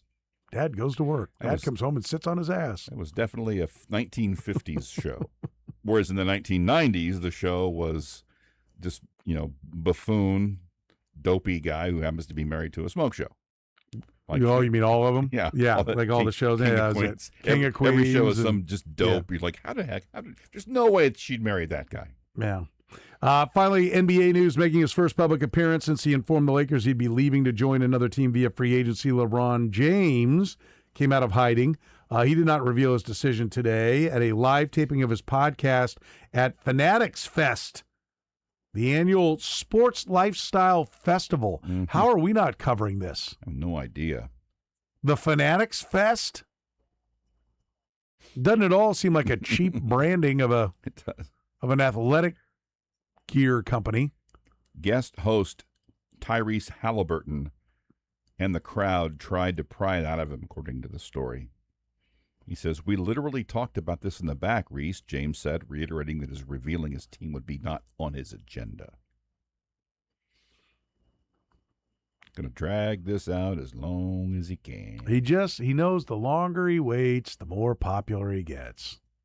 No, that's not it.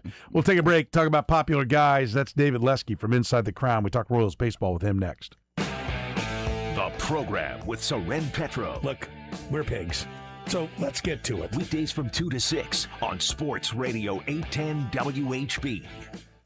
You know, you never get a second chance to make a first impression. That's why when you're a business, you want to make a great impression with your parking lot. Gann Asphalt and Concrete's been helping businesses in Kansas City do that for more than 30 years. Your parking lot says a lot about your business. If you've got cracks, potholes, faded striping, damaged concrete, that can create safety concerns. It can leave the wrong impression with your customers, even cause liability problems for you, taking you away from your business and costing you big money. Let Gann Asphalt and Concrete help you. They've been protecting businesses in Kansas City with their properties, their asphalt paving, their seal coating, their crack filling, parking lot striping, concrete work and repairs. They do it all. They've been doing it for more than 30 years. Experienced crews that deliver quality workmanship and dependable service on every single project. Whether you need routine maintenance or a complete parking lot overhaul, Gann is ready to help you.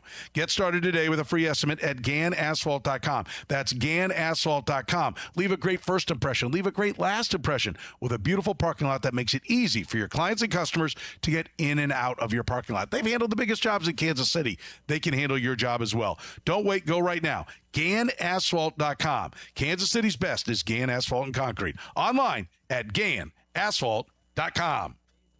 Hi there, Gary Joslin with Joslin's Jewelry. I'm not the class ring company. I'm a mom and pop jewelry store for 42 years. We were recently voted the gold medal #1 jewelry store in the greater Kansas City area by Ingram's Magazine. Come see us at Joslin's Jewelry, 9529 Antioch. Joslin's Jewelry, the jeweler you'll recommend to your friends and family. Joslin's Jewelry for the best that's yet to come.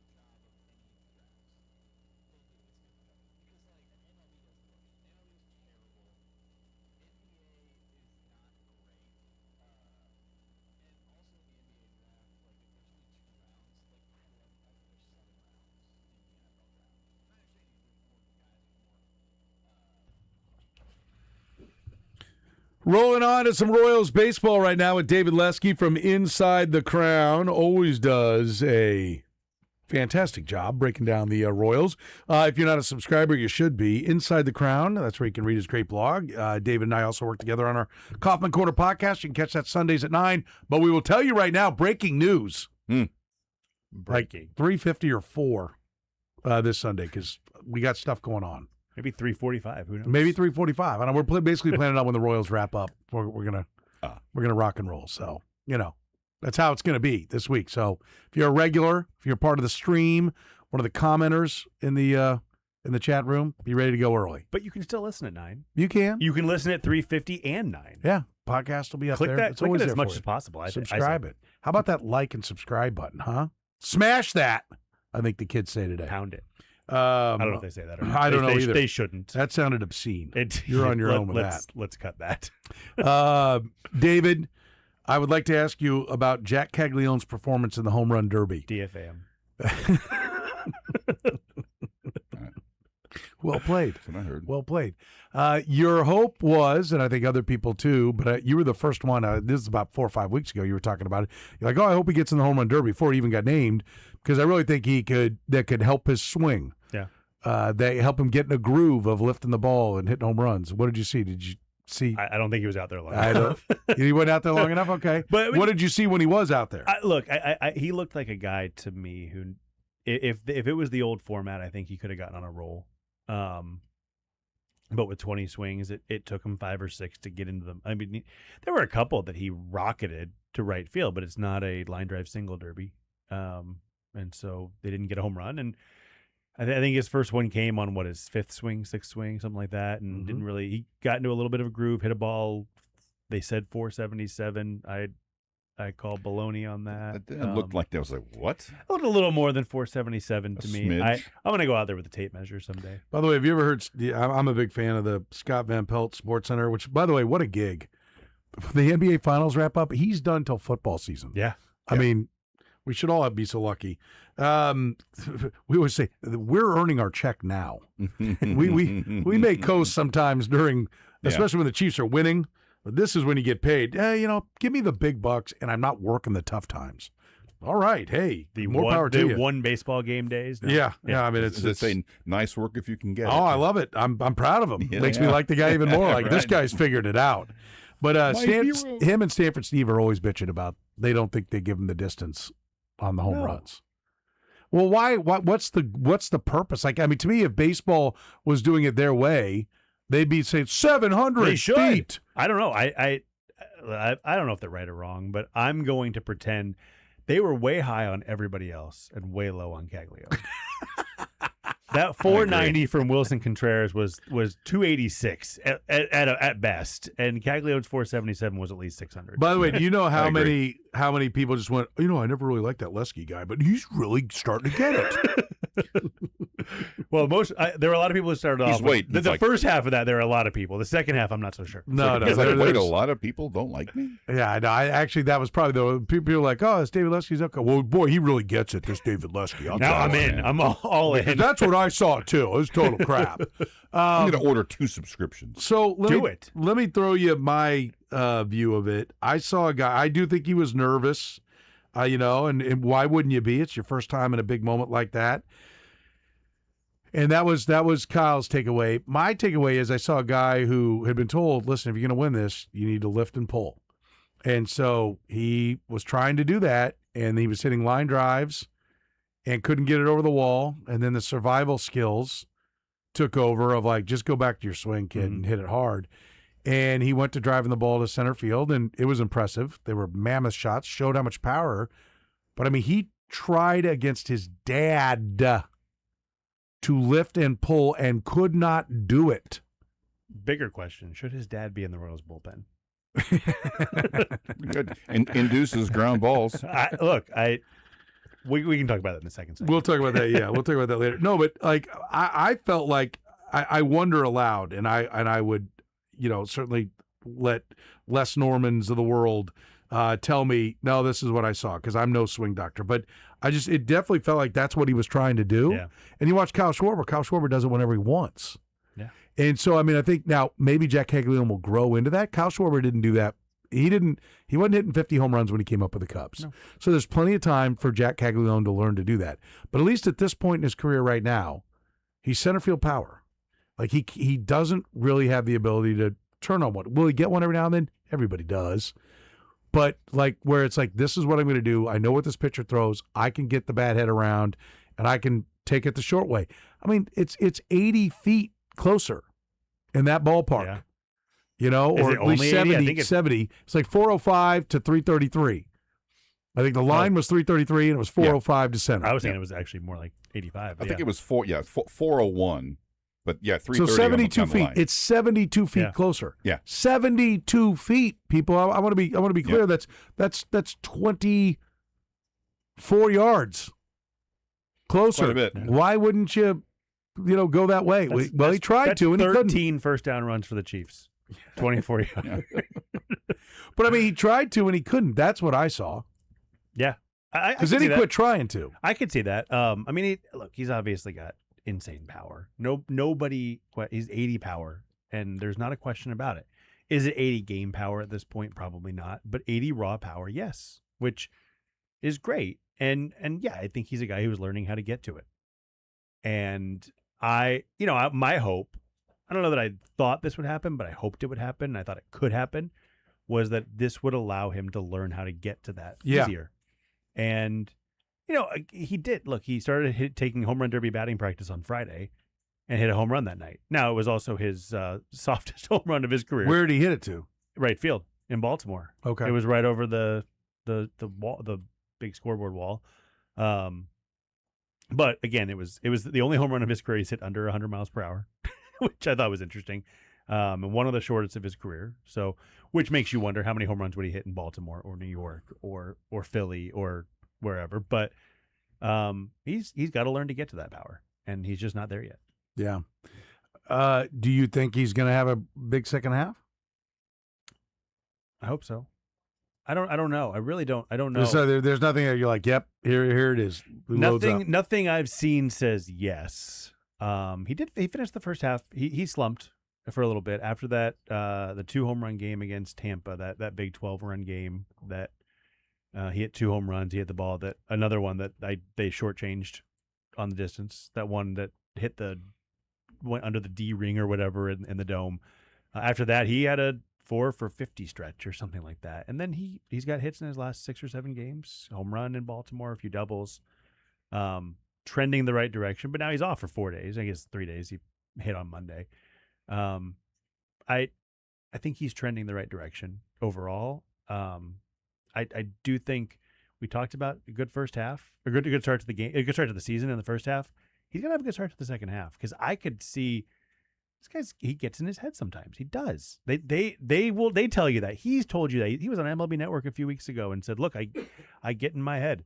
And I had to figure out the mental game and all that.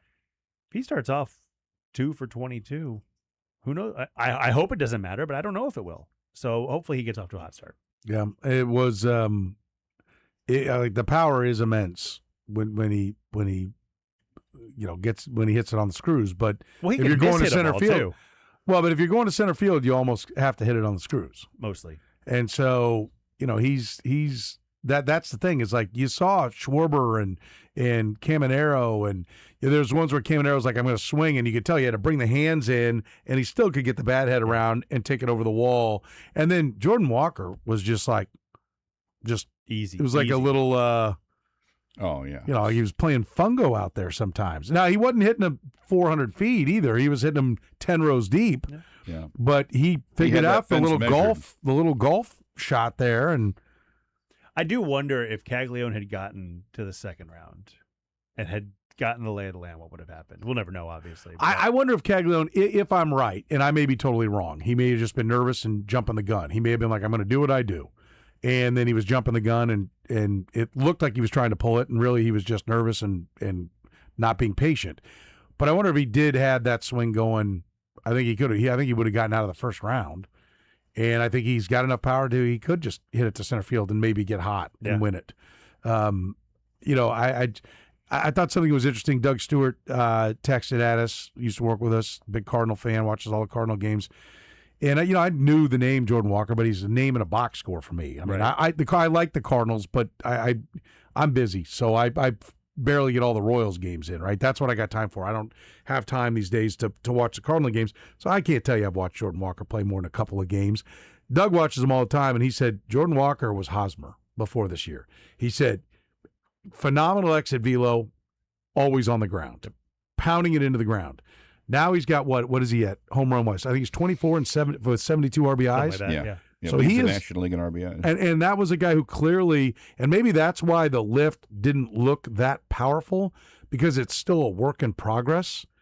Yeah. But he has now figured that out. That's the best sign for Jack Caglione, is that for 2 years he was pounding in the dirt. Well, Caglione's not pounding in the dirt; he's just hitting line drives. And he's ahead of where Walker was. Yeah. And Walker, I mean, there was talk that if things don't go well with Jordan Walker, we'll trade him for pennies or DFA. Like there was that talk before the season, and obviously he started off hot and stayed hot, and now he's where he is. But that's, if you're looking at Jack, especially his rookie year last season, if you're looking at the hope, it's Jordan Walker. That's the blueprint. But he is ahead of where Jordan Walker was in year 2. So that's a plus. And Jordan Walker, by the way, also an infielder, moved to the outfield. Big boy, I still don't like that. I know, but I'm just saying the comparison goes beyond just there's a lot there. This is it changed positions and hit the ball hard and very powerful, big time prospect, just didn't look the part, and then it clicked. And sometimes with these guys, it takes some time to click. Yeah, and that's what we're hoping happens here with Jack Caglione. But what's nice is even though I think we can all agree it hasn't clicked, but even with not clicking, he's been good this year. I mean, 20% above league average, basically. I would say it's clicked at times. It's clicked at times, but it hasn't fully clicked. Like, what he can be. We haven't gotten that consistently yet. If he does start hitting the ball over the wall, does he look like a guy who's going to stay away from slumps, or is he going to be a guy that's streaky? I still think he's streaky because he chases. Yeah. Look at Salvador Perez. He's been extremely valuable up to this year. Salvador Perez, for the most part, has been extremely valuable because he hits the ball over the wall 25, 30, 48 times that one year. But he goes through slumps because he swings at everything. And Caglione doesn't swing as much as Salvi, and he has better plate. That's not true. Salvi has great plate coverage. You see him hit balls in ridiculous spots. Caglione hits those balls hard. Guys don't hit the balls hard that Caglione hits hard. So there's some of that. But if you chase, I feel like if you can't stop chasing, you're going to slump. It's a matter of how quickly you can get out of it. And that when it clicks, I think, is when the slumps shorten. When they go from 15 games to 6, or 8 or whatever. Or instead of being 1 for 30, you're 7 for 30. Still not good. Right. But it's a slight improvement. That's, I think, when it clicks for him is when the slumps aren't as long and aren't quite as deep when he gets into them. Let's take a break. We'll come back. We'll talk a little bit about the draft. David and I talked about that on our last Kaufman Corner. I haven't talked about it here on the program yet. We'll get David's thoughts on what the Royals were able to do. Zion Rose at number 6. Will this plan work out? We'll talk about that next with David Lesky. The program with Soren Petro. Who knew this was just going to be a fat old man turning into a giddy little child? Oh, yay. Weekdays from 2 to 6 on Sports Radio 810 WHB. Are you looking to get out on the road? Are you looking to get a vacation going? Unlimited RV can help you do that. Kansas City's best. Go see Josh and his great team at Unlimited RV. 2 locations here. Kansas City, it's 4400 North Cobbler Road. That's in Independence. And if you like to go down to the Lake of the Ozarks location is 12 Hauser Road in Eldon, Missouri. You can find them online and get more details at unlimitedrv.com. That's unlimitedrv.com. Locally owned and operated, veteran owned. They're Kansas City's best when it comes to putting you into your dream RV. Nationally, they've been a top 50 RV dealer for 3 years in a row. Listen, that recognition comes based upon customer service scores, not sales volume, customer service scores. But you want sales volume? They got that as well. Kansas City's #1 selling RV dealership, #2 selling in the state of Missouri. Why?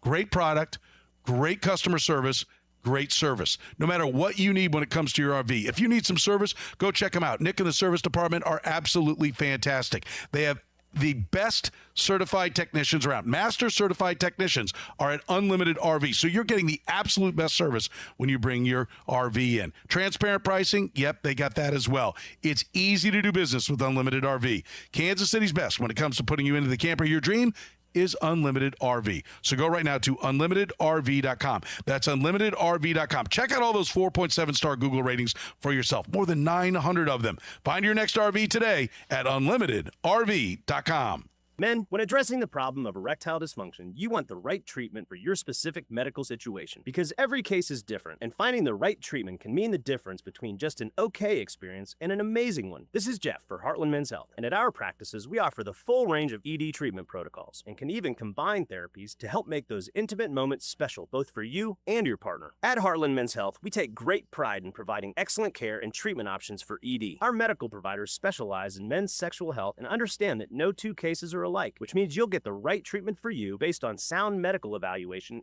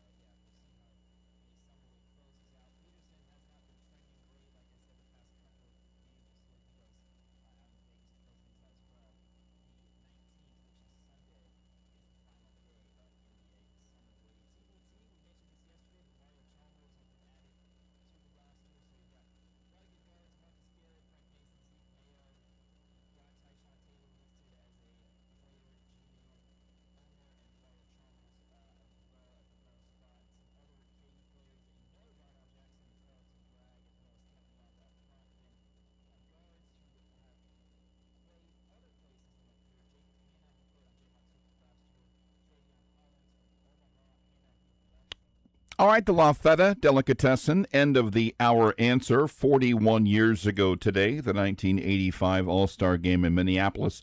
What player wasn't wearing his full home uniform in the game? Oh, I know used who it this is. before. I think on his birthday. It was I think you used it like a month ago. I think I did it on whenever his birthday It was a Tiger. Yep. Was it? It was Tramler or Whitaker. I'm gonna guess Whitaker. Lou Whitaker. I knew it was one of them. He got to the stadium, realized he left his uniform in his car at the airport in Detroit. Bought a jersey. Somebody right? went up and got a jersey. He wore somebody else's pants from another team. Didn't have a hat. They got a jersey from one of the fan shops, and someone took a black magic marker and put the number 1 on the back, and he wore that. Amazing. In the game. Can you imagine? Only the best for Major League Baseball. Yep. Only the best. And that's why they went to the ugly uniform. No, I'm just Which, thank God, they don't do that foolishness that was anymore. so much. Yeah, so much second more. year that they've gone back to the old stuff. But can we also get rid of the stupid 4+1 rule so the Mariners and Rays can get a gray jersey? What's the 4+1? That you can only have 4 uniforms. Oh, plus 1 special or whatever, and so the Mariners and Rays don't have a gray jersey. They Mariners wear don't have their a gray. Nope. They don't have a. They just wear their alternate blue on They're the road. Blue or turquoise. They have a turquoise too. They used to wear. But I'm at home, yeah. But on the Yeah. road, they just wear the dark blue. That's their regular road uniform. Oh, I didn't realize that. Yeah. We at least do it for the All-Star game, so everybody's wearing gray, everybody's wearing white. I mean, come on. Yeah, that is fan of the ridiculous. Mariners colors. It's just they've had the same thing since '93. It's not Yankee pinstripes. I've never really liked their. Well, we don't. Just I looks don't have a drab. problem with it. Pride of the Looks Mariners. drab. Oh, I'm okay. Go with back to the old. I don't have a problem with it. I'm okay with the colors. I like anybody who doesn't have blue or red. I like the Padres and the A's. Yeah, I like those. I'm for like, sure. I'm Is that it? the Orioles. Oh yeah. Giants. Oh, Giants. Love the Orioles and Giants. Yeah, I mean, just because like everything else is like, you know what I hate? I like this right here, these Phillies blue. Yeah. With the maroon. Are you red or are you maroon? Yeah. Pick a color. There are a bunch of maroons. Well, they're staying loyal to what the uniform was when they wore that uniform in the '70s. They left it for 20 years. Yeah, I know. Yeah, but when they wear, I actually like if they're going to do that, they should be the color that The uniform motorcycle. was. Everything old is new. Stripe down the. No, that's awful. Yeah, that's terrible. And I don't even like their logo. The with the ball in the middle and the no. Yeah. It sucks. That uniform sucks. You're Philadelphia. There's way too many teams that are red, white, and blue. It's so annoying, and to me, it's so. Yeah. Everybody's red, white, and blue. But if there's a team that ought to be red, white, and blue, there are two of them: the Nationals and the Phillies. You're the freaking birthplace of America and the capital city. For Well, they God's just sake. gave up a home run because of the uniforms. Yeah, now That's they right. are. And basically, Yeah. there is a little, not much blue. It's like the star. Yeah. Francisco barely. Alvarez hits a home run. Do you know how many years I tried to get that turd to be good on a fantasy team? It's fourth home run. Whoever's got him, enjoy that 176. We are watching the Phillies and Mets as we're chatting here. There's one baseball game on. We missed baseball. Yeah. The Royals draft. You've had a little time to digest it now. Read more. What do you think? Yeah. What grade would you give it? I'm not giving it a grade. You coward. I'm not doing it. Keith Law doesn't do it, so I don't have to do it. It's funny. I say I'm not going to give it a grade. I'm going to give you words that might as well be a grade. Okay. You know, so pretty good. Yeah. Oh, C plus. I think it was they did a solid job. minus. And my issue with the draft, it hasn't actually changed. I thought it would change from when we did the podcast on Sunday. I've changed some thoughts. I've learned some things, but I still feel like it was a solid draft. But when you have the number 6 pick, solid isn't good enough. And I like the players they added. I like Zion Rose. I honestly, this is hypocritical because I don't really know what I would have done totally differently. Because I like that they got Rose and Rabe, and they're not getting those two if they don't take Rose at 6. I mean, they're missing out on Rose for sure. Yeah, you're saying they're going to go over slot on Rabe? Because most people think it's No, but I'm saying if they don't take Rose at 6, he's not going to be there at 30. So they can't get both of them. Yeah, I see what you're saying. So I like the picks. I think they got it's a philosophical thing, I guess, and it's that I think they got a little cute at 6. And I don't believe in getting cute in the top 10. You think at 6 you should just be taking the best player because the options that are there should be a guaranteed big leaguer. Yes, and I think the one thing I'll say about Rose, and I wrote this yesterday, if you're going to take a guy with a high floor, I would much rather the high floor be his bat than the fact that he can play center field or shortstop, or he can get on, he can hit, he can work a walk, so he's going to get to the big leagues. No, if you got a guy who can hit, and Zion Rose can hit by all accounts, if you've got that guy who can hit, that's the floor that I'm taking. So I like that aspect of it. And then look, if they thought Zion Rose was the best player there, then we're in line. We're fine. I just don't. If their draft board lined up with 3 other guys who were better than Zion Rose, but because they wouldn't take as little as Rose, we haven't seen a signing number yet on him. I don't think. I haven't seen that come out. I haven't heard anything. No, I haven't seen anything yet. No. But if there are 3 guys on your board better than him and you didn't take them, then I think you did wrong. And look, this is not an exact thing, right? Like if there's 3 guys who are better, but they're a 1/10 of a grade better, and Rose signed for less, okay, then I'm fine with that. I just feel like they got cute, and that's my struggle with it. But I also there's so much nuance here because I also like the player. I like Zion Rose. I feel like they I feel like they took him because he signed for. Can you think of a guy who signed for under slot? Like when you look at Baseball Reference, if people haven't looked, and you look at drafts, you can see like the whole first round they've done a pretty good job of adding in what everybody's signing bonus was. Can you think of a time like I've seen plenty of guys that sign for over slot in the second and third round and later rounds that then don't go on to be anything? Right? One of those guys is not Jacob Mizorowski, who signed for well over slot in the second round with the Brewers and has been sensational. But what I can't think of is the guy who signed under slot that went on to be a star. That like, you know what? They got him under slot, but he really was better. Like the consensus tends to be right about those guys. Generally, yeah. I mean, I'm looking back at I went back to 22. Like Zach Neto has been really good. I think he was under slot. I'm just literally scrolling the list right now. Chase DeLauder has had a nice start to his career. It's not a career yet. Yeah. So I mean, I think there are players who do well. There's only so many years of the slot. Colton Cowser was under slot. He's been okay. Not anything special, but he's been fine. Sal Frelick was under slot. He was okay. But yeah, I mean, I'd have to look to see how many make it and do well compared to those who, the overall numbers, because some first round picks don't make it regardless. Yeah. Over slot, under slot, whatever. I'd have to look at the percentage. So I think it happens. But again, if you're going to do it with the guy who has the high floor with a hit tool, and that's what Zion Rose has. I'm with you. This is not Frank Mazzucato, a high school pitcher. It's not Hunter Dozier, a college hitter, which I'm sorry, it is like Hunter Dozier in that regard. Yeah, a college. Yeah. Now Dozier was at a smaller school. Where did he play? Is he Sam Houston? No, that sounds right. Something like that. Look up where Hunter Dozier went to school. Stephen F. Austin. Stephen F. Austin. Same thing. It's Texas. His neighbor. They're neighbors. Guy, they had a feud. Steve Austin. I think Leonard Skinner lived down the street from him. The Austins and the Houstons. Went to Steve Austin University. Yeah. But my point to that is that Hunter Dozier did at least get to the big leagues and play.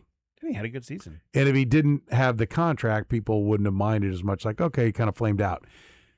This kid needs to be better than that. Like, that is one of the things that, like, Royals fans have seen and to a degree, Christian Colon was the same thing. Yeah. And so, like, they haven't had a success with that pick. So he needs to come up. Like, I'd like him to see him be Andrew Benintendi. Sure. If he can be Andrew Benintendi, great. Yeah. And then hit with one of the next two arms, the high school kid or Rabe. Or if they can get Hudson Devon with it, too.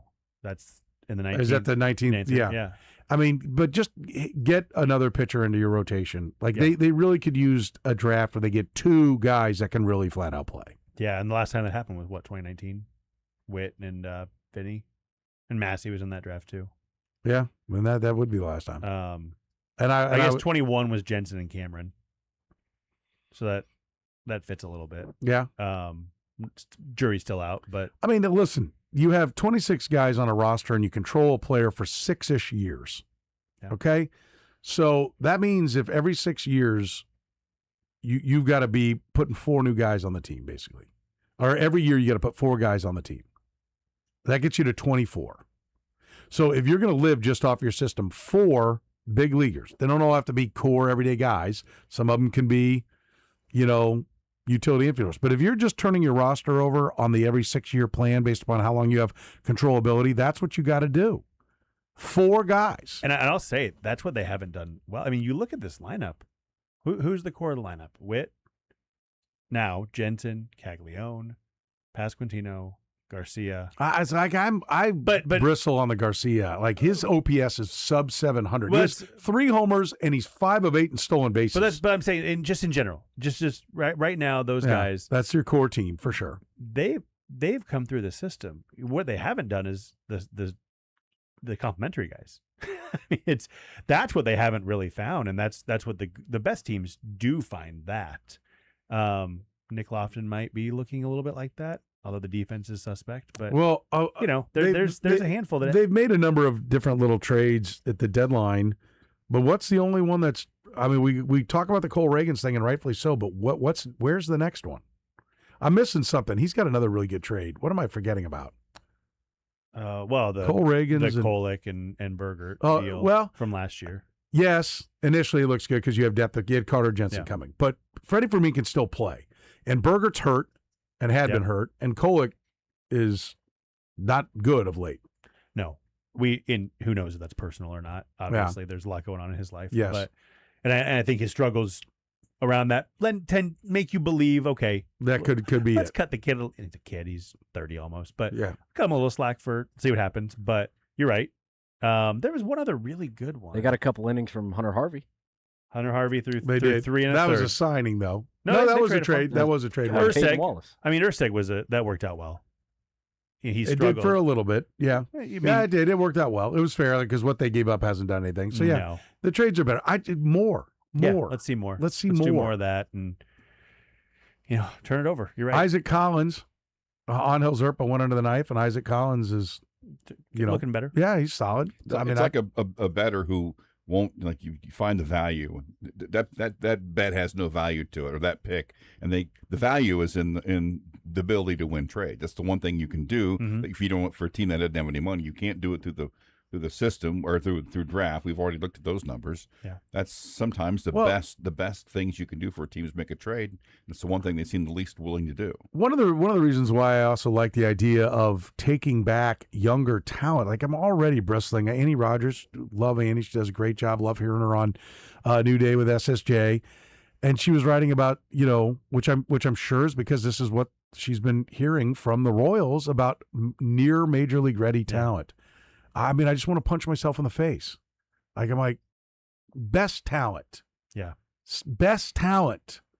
Even if it's far away. And if that is the best talent, great.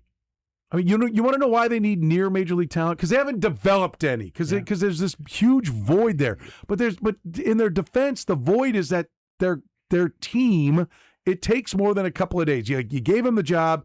You fired Dayton Moore. It takes like a year to put everyone in place. It took a year to get to Brian Bridges. And so the Bridges kids haven't had a chance to get up here. Just stop trying to force it and supplement, because you know what? The Bridges kids are going to come up. And like I said, you can't draft 4 stars every year. You're not going to do it.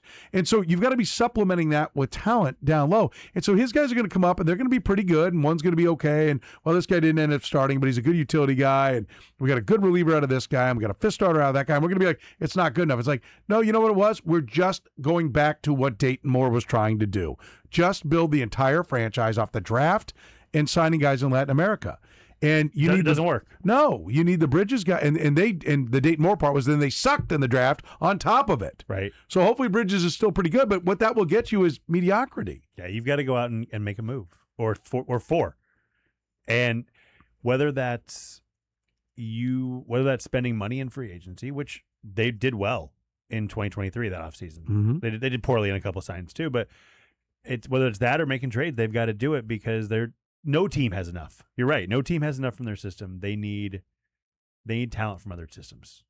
And maybe they'll get it in 3 weeks, 2 weeks, whatever it is. I really hope so. Yeah. I mean, I hope it's not just John Schreiber and Logan Thomas and everybody who's, Reynolds for some guy that's 26 and an A-ball, and we're going to be like, this is not. Yeah, I'm a little bit worried. Prepare to be underwhelmed. Yeah, that's kind of where I'm at. I mean, that's what I think is going to happen. Yeah, I'm with you. Well, at least we've got 3 more weeks to lament it. That's true. 2.5 that going for us. 2.5. Yeah. David, great stuff as always. I will talk with you Sunday. If you're a Kaufman Corner fan, remember we're going to go early right after the Royals game